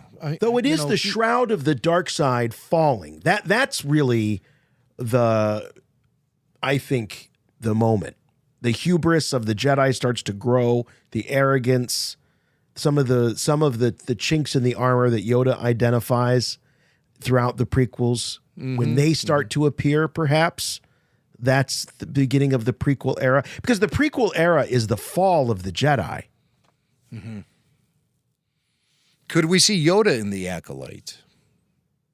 Well, it's established, right? He makes appearances in the High Republic stuff. So one thing we will be seeing is one of your favorite notions, a Wookiee Jedi. Jason has a problem with Wookiee Jedi. I do. We haven't really seen one in action before, but we will in The Acolyte. And Leslie Headland talked a little bit about how that notion came to light. It honestly started with Jonas. Like I we thought it would be cool to do a Wookiee. Obviously, they do in they have a Wookiee Jedi in the High Republic, and we thought, well, it would be cool to do our own version of that and have he has a very different character design. But honestly, I really loved Solo and I loved Jonas's performance in it. And I as I was watching him, I was like, gosh, it would be really cool to see him be a Jedi, like to actually do some action work and some fighting and to do not just the sidekick role. So it kind of started there, to be quite honest, and sort of I didn't think they would let me do it, and, and I just kept pitching and Neil Scanlon loved the idea, and I especially loved having a Wookiee with the sides of his head shaved. I just the a lot of times these characters come up, even Amandla and JJ's characters, they come up almost from character design first. It's almost like I can see the way that they look and the costumes that they're wearing or any of those things. I'm a very visual person in that way. So that's how Kalnaka came to be. But I mean, I just couldn't resist being on set with a Wookiee. I mean, really, it was just very, very selfish of me. I don't know. Why don't you try starting with the story and then fill it in with the characters that you need to tell the story instead of, I don't know, I just start thinking about the way they look. Like I'm casting. I'm sorry. I don't know. It's a Wookiee. You give the woman a Wookiee. All right. You can have a Wookiee and she can have your hairstyle. I just feel, it's not a mystery to me why Lucasfilm would have been like, I don't know, a Wookiee Jedi, and by the way, Wookiees get plenty of action scenes. They get plenty of opportunities to beat people up. I just don't want them swinging a lightsaber around. I'm going to feel like I'm at, the hyperspace hoopla again, back in the old days of Disney and Star Wars, where you got. It just seems out of place, not a character. I don't know. Maybe I'll get used to it. Maybe I will eat my words and I will say, you know what? I love that, whatever his name is. Well, Wookiees are known to have their own affinity for the Force. And back in the day, in the young young adult novels. There was the Young Jedi Adventures featuring Jason and Jaina Solo. Yeah. Along with their friends, another Jedi named Tanel Ka, who was a Night Sister, and a Wookiee Jedi named Lobaka. Lobaka. So yes. So I've, Chewbacca, Highbacca, Lobaka, Nobaka. Via that character, I have been prepped for a Wookiee Jedi. And I hope you have an open mind about it. I will totally we'll have see an how open it all mind. plays out. I will. Absolutely. I might be completely repulsed by it after I see it in action, but it seems cool. There's a top knot on top of the Wookiee. I didn't know about the sides of the head were shaved. That seems kind of weird. I saw a photo of what a shaved Wookiee might look like one time, and it was horrifying. Gave me nightmares for weeks. Yeah. I think you don't want to say see it. like the punk rock sort of shade down the side of the heads, So it'll be interesting to see. What's his name? Caldaka or something like that. It'll be interesting to see him in The Acolyte. Speaking of seeing The Acolyte, we have some leaked footage that was shown only at Star Wars Celebration. We reviewed some of it on our Star Wars Celebration recap show, but that was only half of the footage. Since then, we've acquired the full footage. So I thought we could just take a look at that, and we'll be able to share it with our Patreon followers, all access members who get the full show video. We won't be able to put this on YouTube, though, because we could get in trouble for that. Right. But as long as we keep it in our private little clubhouse, it's okay. I'm going to pull up the ladder right now, by the way. I'm pulling up the ladder to the clubhouse so nobody else can get in. Yeah, it's the rope ladder. Yeah, thank God we made a rope ladder. See you pulling up a metal ladder. I don't know. So we got this footage. We'll describe it to you as we see it. Keeping in mind things that Hedlund was saying about the series, we'll be seeing action in it like we've never seen before in Star Wars. We'll be seeing a Wookiee with a shaved head. We'll be seeing all kind of stuff. So let's and also keeping in mind these dark side Force users. Right? Are they Jedi? Are they Sith? Who are these guys? Not sanctioned by the Jedi. All right, let's look for clues. So it starts off in the Jedi Temple as we're seeing younglings sitting around meditating while a Jedi Master is giving instructions. Little marketplace. The Star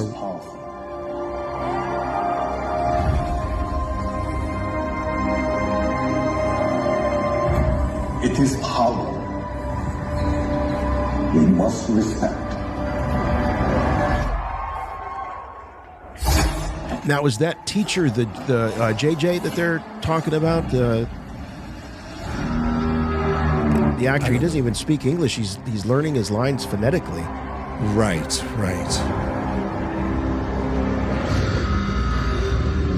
So here we're seeing this is some new now footage that's we've cool. never seen before, where the action is at some sort of, it looked like a pyramid or some sort of temple or tomb, a yellow lightsaber. Well, I thought it looked like more Jedi Knights. Jedi sorry, robes. I thought it looked like a Borg cube right here, but no, this is some sort of a temple. Could be the Yavin Temple. Yes, could be the Yavin, which we know has had history with dark side users, at least according to the old expanded universe. I forget the name of the species. It does look like a green, lush planet there.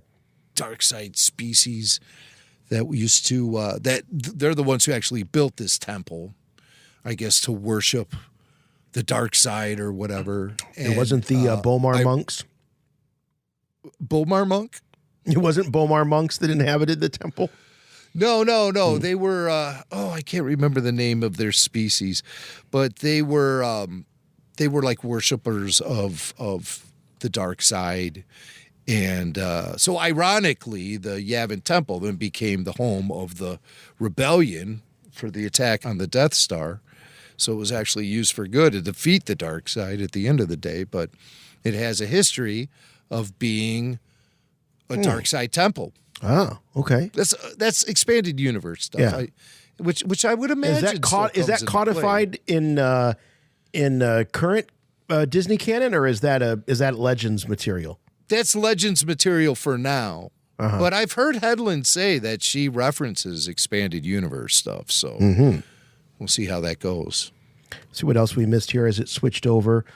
Like inside the temple now. Yeah. Maybe. Or wherever this is. It does a lot of look cloaked, like hooded figures. Yeah. It looks like a sort of monastery or something. Yeah, and looks like a takedown. And there's Yellow. Yellow lightsaber. There you go. Mm-hmm. So of course, we saw Rey Skywalker build one, but this is the first time we're seeing Jedi in their prime with a different colored lightsaber outside of red. Now here's those High Republic era two-tone robes I'm seeing, where you've got the real light inner tunic, and then and even like lighter, light sleeves, and then sort of a darker brown outer robe. And I guess they have gold stitching and piping on them and things like that. Yeah, it's very ornate. Everything is, very, expensive. So these Jedi, we talk about the Jedi and their hubris and arrogance in the time of the Phantom Menace. I mean, at least those guys are just walking around wearing very humble clothing. These Jedi are walking around wearing gold, and they're snappy. It's just a snappier, snazzier, swanky, Jedi. Swanky Jedi. The swanky. I think Jabba said that. Swanky Jedi.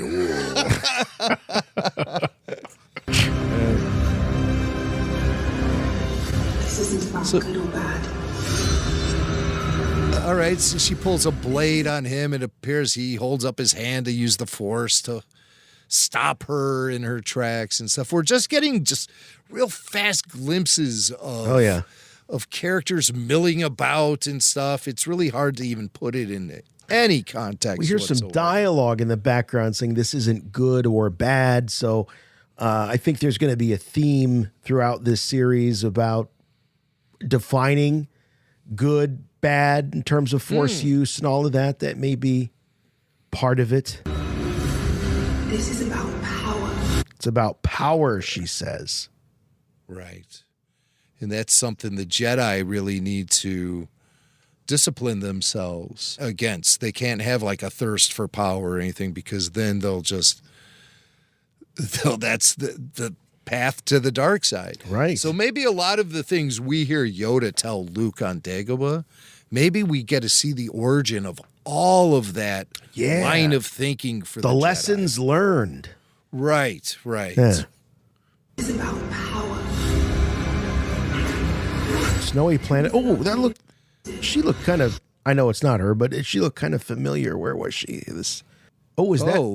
She almost looks like a female Darth Maul. Yeah, like some horns on the head. Zabrak. It does look like she has but the horns on top of her head, and it looks like she's about ready to ignite a lightsaber. Maybe a double-bladed saber, actually. Yeah. Or some sort of staff. Yeah. It's happened so fast, and the quality of what we're seeing is not the greatest. Now, all right, let's count the colors, Jim. What do we got here? I see blue. I see green. I see orange. The orangish one, which is what we're going to see in the Ahsoka series as well. Yeah. So new colors of saber blades coming at us. No purple. Samuel L. Jackson can breathe a sigh of relief. He's still got the only purple blade. He doesn't want to see anyone else with a purple blade. No one with the purple blade. Yeah, he'd probably lose it. The crowd goes wild at the sight of the multicolored lightsabers, and then it just ends with the logo, the Acolyte 2024. So, the series has promise. It has promise. It could bring us something extremely outside the box. Yeah. We'll see how the fan base reacts to that. But I think as long as they don't take any great liberties while still being able to provide something fresh, that could be an interesting way to set up the prequel films then. Yes, I feel that the angle of this being some sort of gateway to the prequels, if that's sort of the payoff, or if that's, like we said, they're knocking at the door of the prequel era, that will be the touchstone that I'll need to get into the series, as opposed to just it being on on an island all by itself, so far removed from anything that I, hold on to as part of the Star Wars mythology. So I that might be a nice happy medium. Absolutely. So the Acolyte 2024 coming at us. There's going to be a lot of skepticism about this series. People are going to be picking this sucker apart. But again, it'll all depend on the strength of the story itself and the way it's all presented. Yeah, don't make up your mind. I mean, there's going to be. You got the creatives. They're out there. They're talking about it. They're promoting it. They're framing it in their own way. Wait for the show, watch the show, make up your own mind. Don't just assume what it's going to be. I have to tell myself that, I'm preaching to myself as I say this. Go in with an open mind. It's Star Wars. See, it may surprise you. The creatives may approach it from one angle, but your angle as a viewer, as a consumer, as a Star Wars fan might be completely different, totally different. The point is, don't take anyone else's word for it. Watch it yourself. Absolutely. Same with Indy 5. We feel that way about everything here at right. Judge it all yourself. So that's going inside Ahsoka. That's going inside the Acolyte. That we would go inside Lando, but there's nowhere to go. So that's a couple series we're looking forward to. One thing we can look back at is Rogue One, and we know that the making of Rogue One was a roller coaster ride for all involved.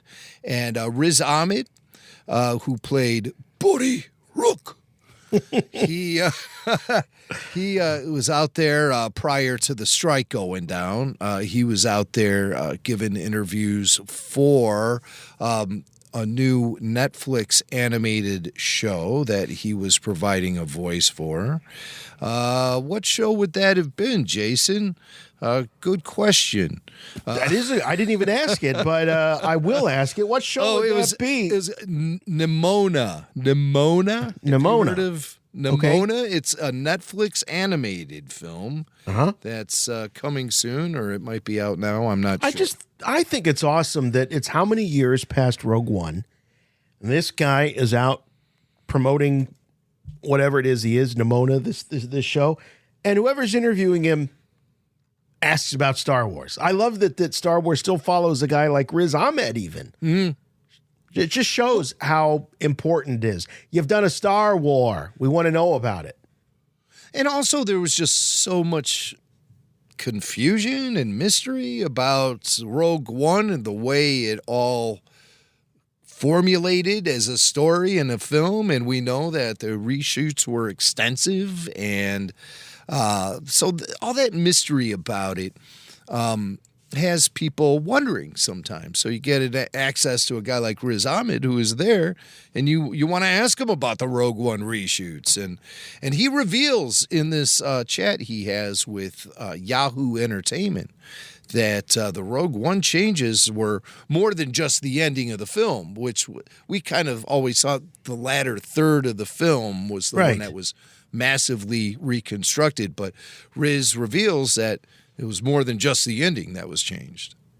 I think everything was chopping and changing, really. I think a lot of it was, I don't think it was just the third act. I think it was like a lot of the film just was constantly being shuffled around, in the reshoots. And I think that just really speaks to the bravery of the producers, the late Ali Shimor, Kathy Kennedy and all the team there.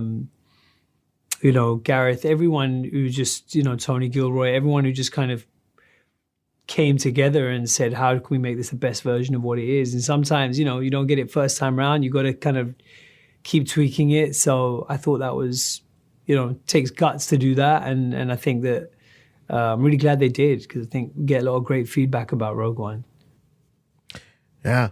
Man, that is something that I feel united fandom for a good while. Well, at that point it didn't really need united because you had the incredible response to The Force Awakens, and they followed it up with Rogue One. We were there, Jim, at the actual premiere here on, I would say world premiere. It was the U.S. premiere. I think that actually was the. I think it was the world premiere. The world premiere Yeah. in L.A. And I just remember walking into that film. I mean, obviously being, going to a premiere is a big deal. But as a fan, I was sitting there like, I had no idea what I was going to see. Now, you had an advantage because you had been to the junket and actually saw the first 15 minutes of it. Was it quite 15? I saw 20 minutes, but it wasn't necessarily the first 20 minutes. It was the beginning of the movie, but just moments. Okay. All presented. And it looked good to me. Right away, I knew we were on to something good with Rogue One. Right away. And that was a great premiere to go to. And, Star Wars Disney couldn't do anything wrong, it seemed. No, they had 2 out of 2 so far at that point. But behind the scenes, as Riz talks about, they were really struggling to make something out of this. And thank goodness for Tony Gilroy, though we've speculated over the years that Gareth Edwards gave Lucasfilm and Disney exactly what they had asked him to do, which is a gritty war picture. Everything that we've heard indicates that the Gareth cut, we might call it, the Gareth Edwards version of the film was dark, but even darker, drearier, more of a war film than a sci-fi or sci-fi fantasy epic. Yeah. Grittier, darker, bloodier, all of the above.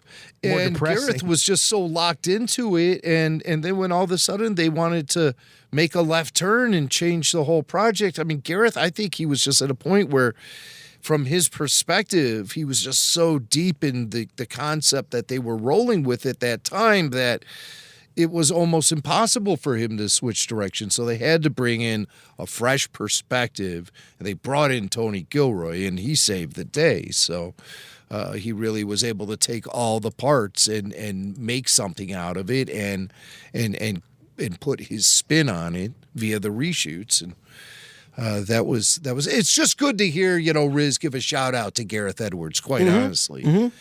And, he was part of the process, regardless if Tony was there or not. And Tony and Gareth had worked together, I believe, on the Godzilla film. Wasn't Gilroy brought in to punch up that one at the end as well? It was almost as if history was repeating itself. So I do know for a fact that was not the first time that Gareth Edwards and Tony Gilroy worked together. Yeah. So they had some history together. Well, you can tell, I mean, the fact that Riz is tipping his hat to Gareth shows that Gareth had the respect of the cast and the people there on set. Absolutely. And so they respected him. They understood what he was up against, and it didn't take away anything from his leadership. But, the boss called, and, they brought in the consultant or the puncher-upper, and he had to deal with that. And I got to, that's a humbling thing, for a guy like, for anybody, any professional, to have the consultant or the person brought in to sort of punch up what you're doing, make it better. And I always felt that Gareth handled it with a ton of class. Yes, he did. Yes, he did. I mean, nowadays, the way that the landscape has changed in Hollywood, you'd be lucky if you had that opportunity. They would just pull the plug on it, on the whole thing. Right. And take whatever the insurance would offer them for the hit on the right. production. It'd be a write-off. A write-off. I mean, yeah. So yeah, what a mess. What a mess. Sometimes all you can do is just laugh. And that's what Star Wars and pop culture provides us usually, with some good laughs to wrap up this week in RFR. So let's jump in. What do you say? Rebel Force Radio. You've already made that Star Wars reference. Your source for the Force. Star Wars parody! All right. Star Wars and pop culture. Harrison Ford out and about promoting Indiana Jones and the Dial of Destiny. Can't go on any talk shows because they've all been on ice for the past 3 months. They're stricken. To the writer's strike.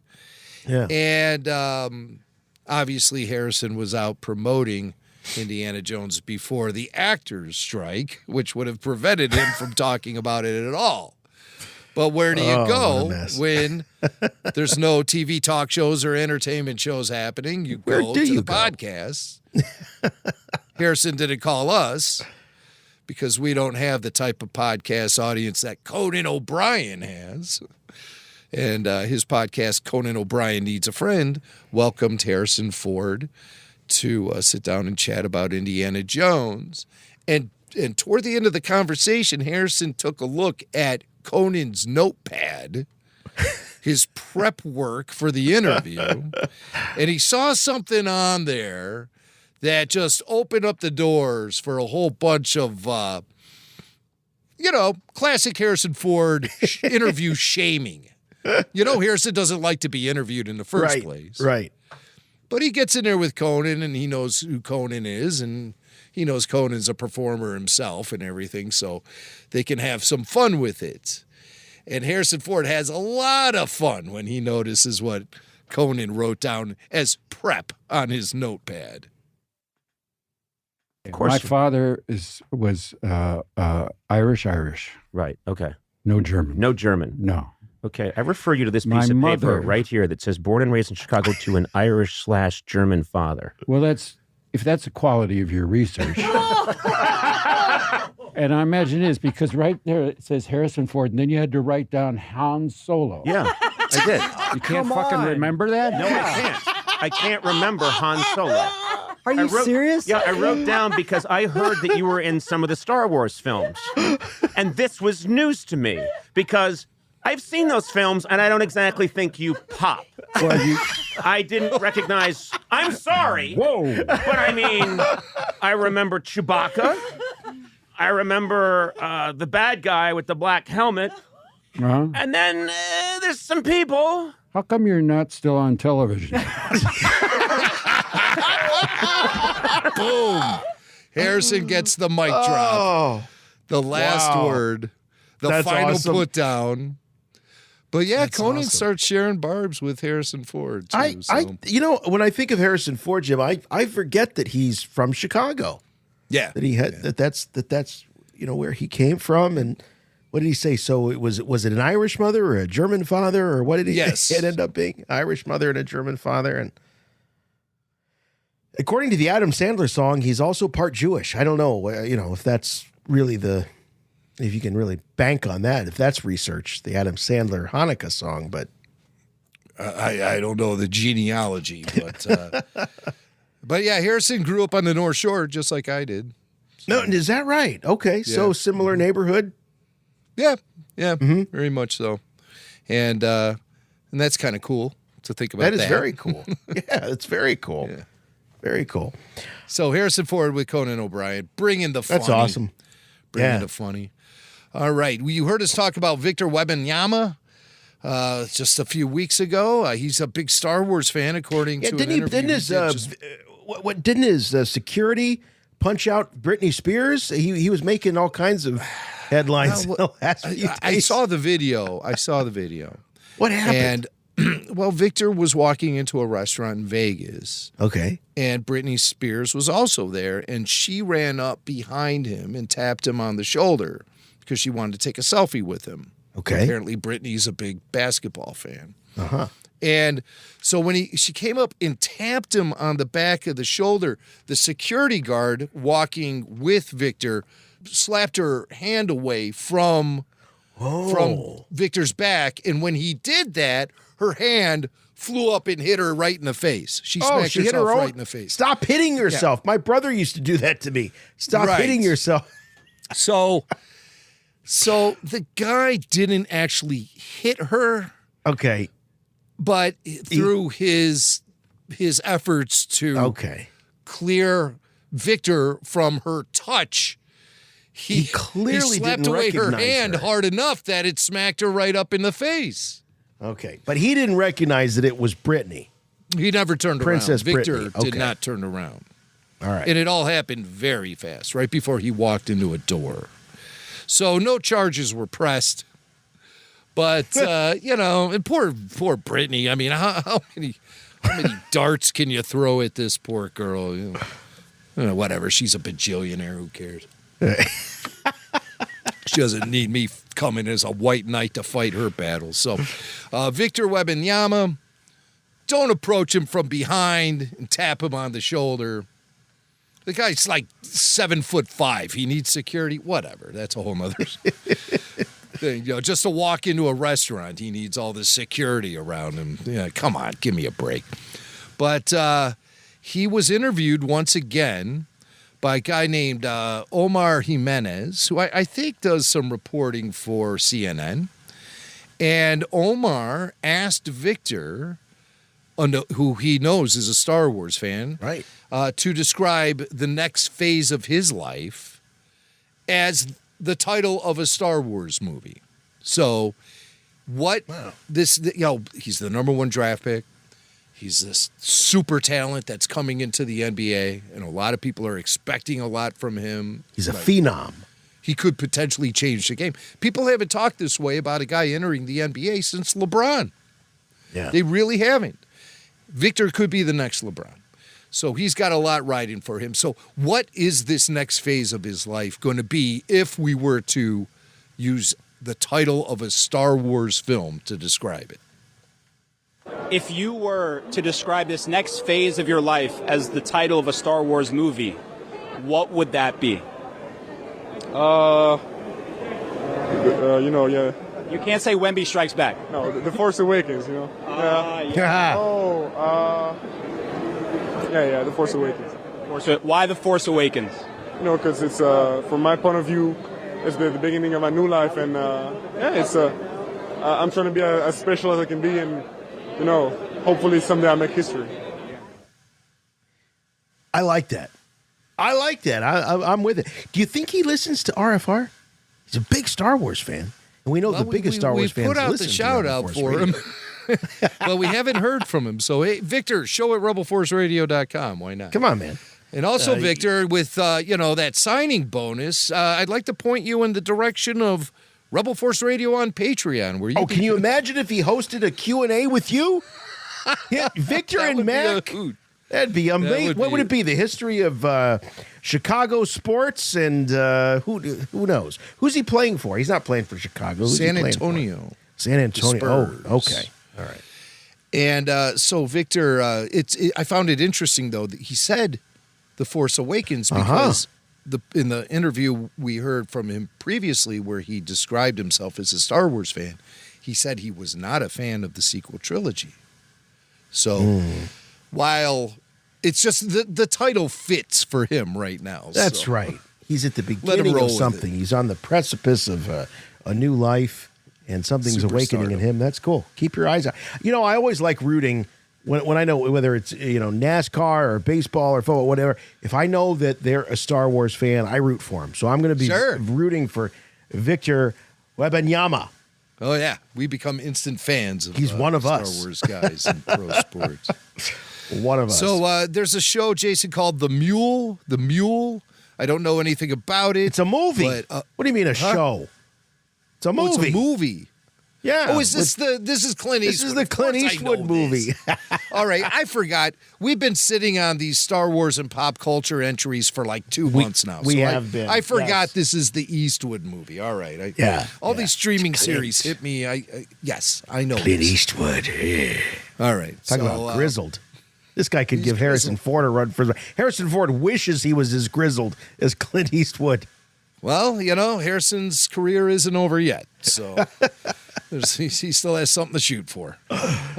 But Brian in the RFR Facebook group gave us this tip about the mule and a Star Wars reference.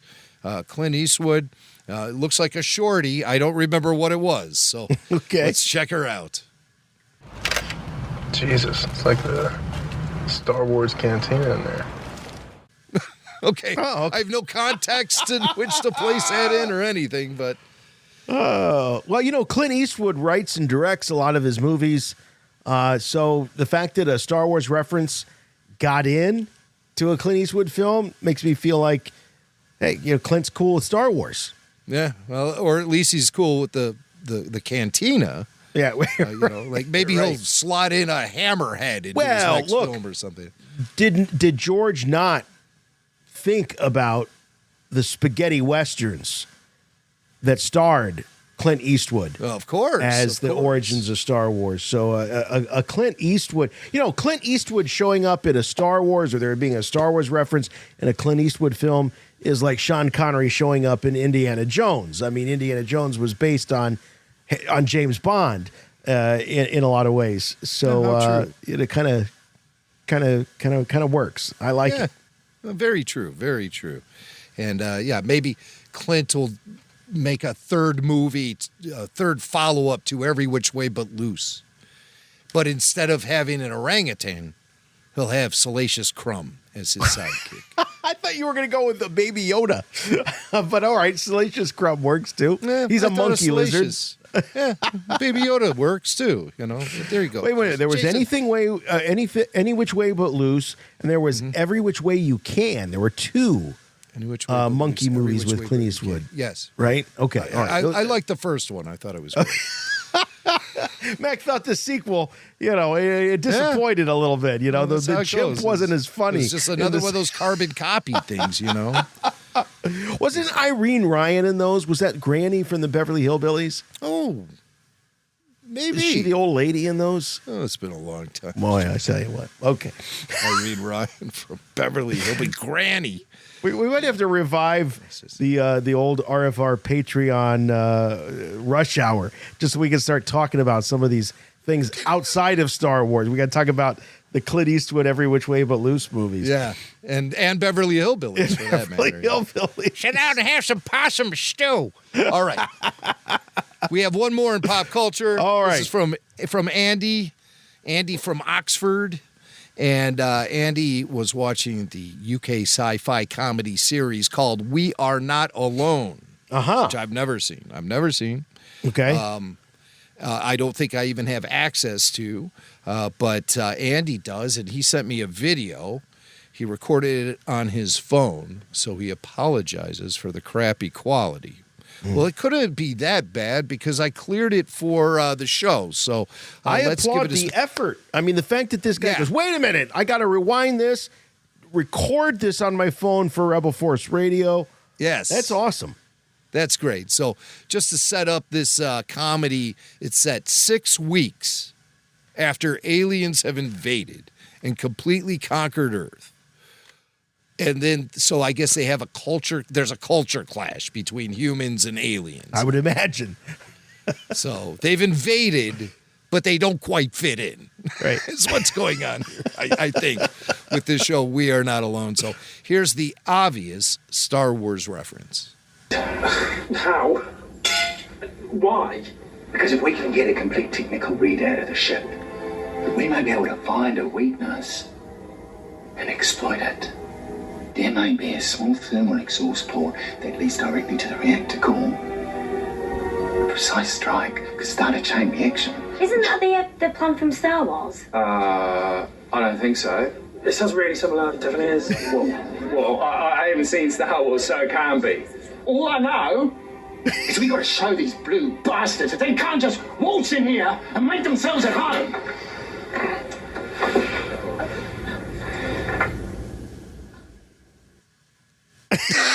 Okay. And a blue bastard walks in and appears to make himself at home.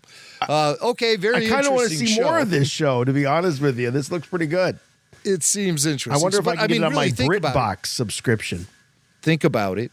Yeah. If aliens did invade planet Earth, yes, we would probably tap into Star Wars and other films to try to devise ways to defeat them. Like, I'd watch Independence Day again. Yeah, V. I have to watch V. V. That would be good. Close Encounters. Yes, Close Encounters. I'd be in the backyard. I'd hook up the the keyboard to the amplifier, and I'd start communicating with them. Do, do, do, do, do. Yeah, all of that stuff, just because I wouldn't know what else to do. And I think, looking for the exhaust port right beneath the main port and putting a torpedo in there to create a chain reaction that will destroy the station or the starship or whatever, I think that's a smart idea. And so hats off to the We Are Not Alone gang for at least considering some Star Wars solutions to their aliens invading Earth problem. Love it. Chewie, get us out of here!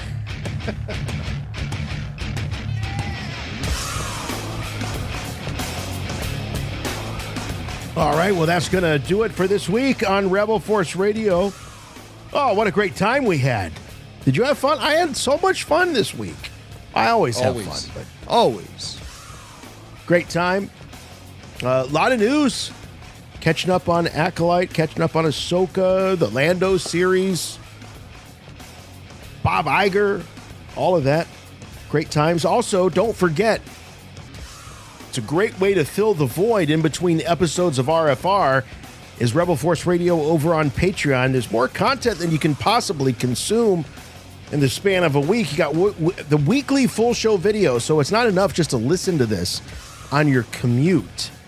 You got to watch it because we've got so many visuals going on. Go and check that out. So become an all-access member, and you'll get that full show video. Also, all the exclusive podcasts you take for granted that you can just jump on, Apple Podcasts, Spotify, whatever, and subscribe to whatever podcast you want. These podcasts, I'm talking about Q&A, Babu Freaks, RPG, those are only available when you are a member of the RFR Patreon community. You can go in and jump on Buck Gets You Listening. Check it out, rebelforceradio.com, and click on the Patreon banner. And it is really a great community of Star Wars fans. Look, if you're listening to RFR, you hear our voicemails, you listen to the after shows, a lot of the callers on those after shows, they are Patreon. So if you want to hang out with folks like that, you can do so on Patreon. Also, please watch us on YouTube. We love the YouTube. YouTube is a great way to spread what we're doing here at Rebel Force Radio on the podcast and the visual medium. So one thing that really helps is if you subscribe to the YouTube channel, if you go in there and you watch the videos, you give them a like, and also comment on there. Give us a comment on our videos, and it really helps out the algorithms that YouTube uses and propels us up to the top. Makes us recommended. Strangely enough, we've got a Bad Batch after show that has tens of thousands of views because why is that? The algorithm just grabbed it and started pushing it out there and suggesting it to people. It's been great, and we have you to thank for that. So thank you very much. Also, follow us on our socials. We are on Facebook and Twitter and Instagram. We are also on Threads. We haven't posted anything yet, but we're there. So follow us on Threads. We'll see if that whole thing takes off. I don't know. We'll see. RebelForceRadio.com is the website for all things and everything Rebel Force Radio. But the best thing you can do if you want to help us out is to do exactly what you're doing right now. Listening to the podcast. If your podcatcher of choice allows you to subscribe, we love to have those subscriptions. We love to have those reviews if it allows you to review. We only have one simple rule on those reviews, please. Make them good. And we'll see you next week for more Rebel Force Radio. But until then, for RFR, I'm Jason. I'm Jimmy Mack. And remember, the Force will be with you, always.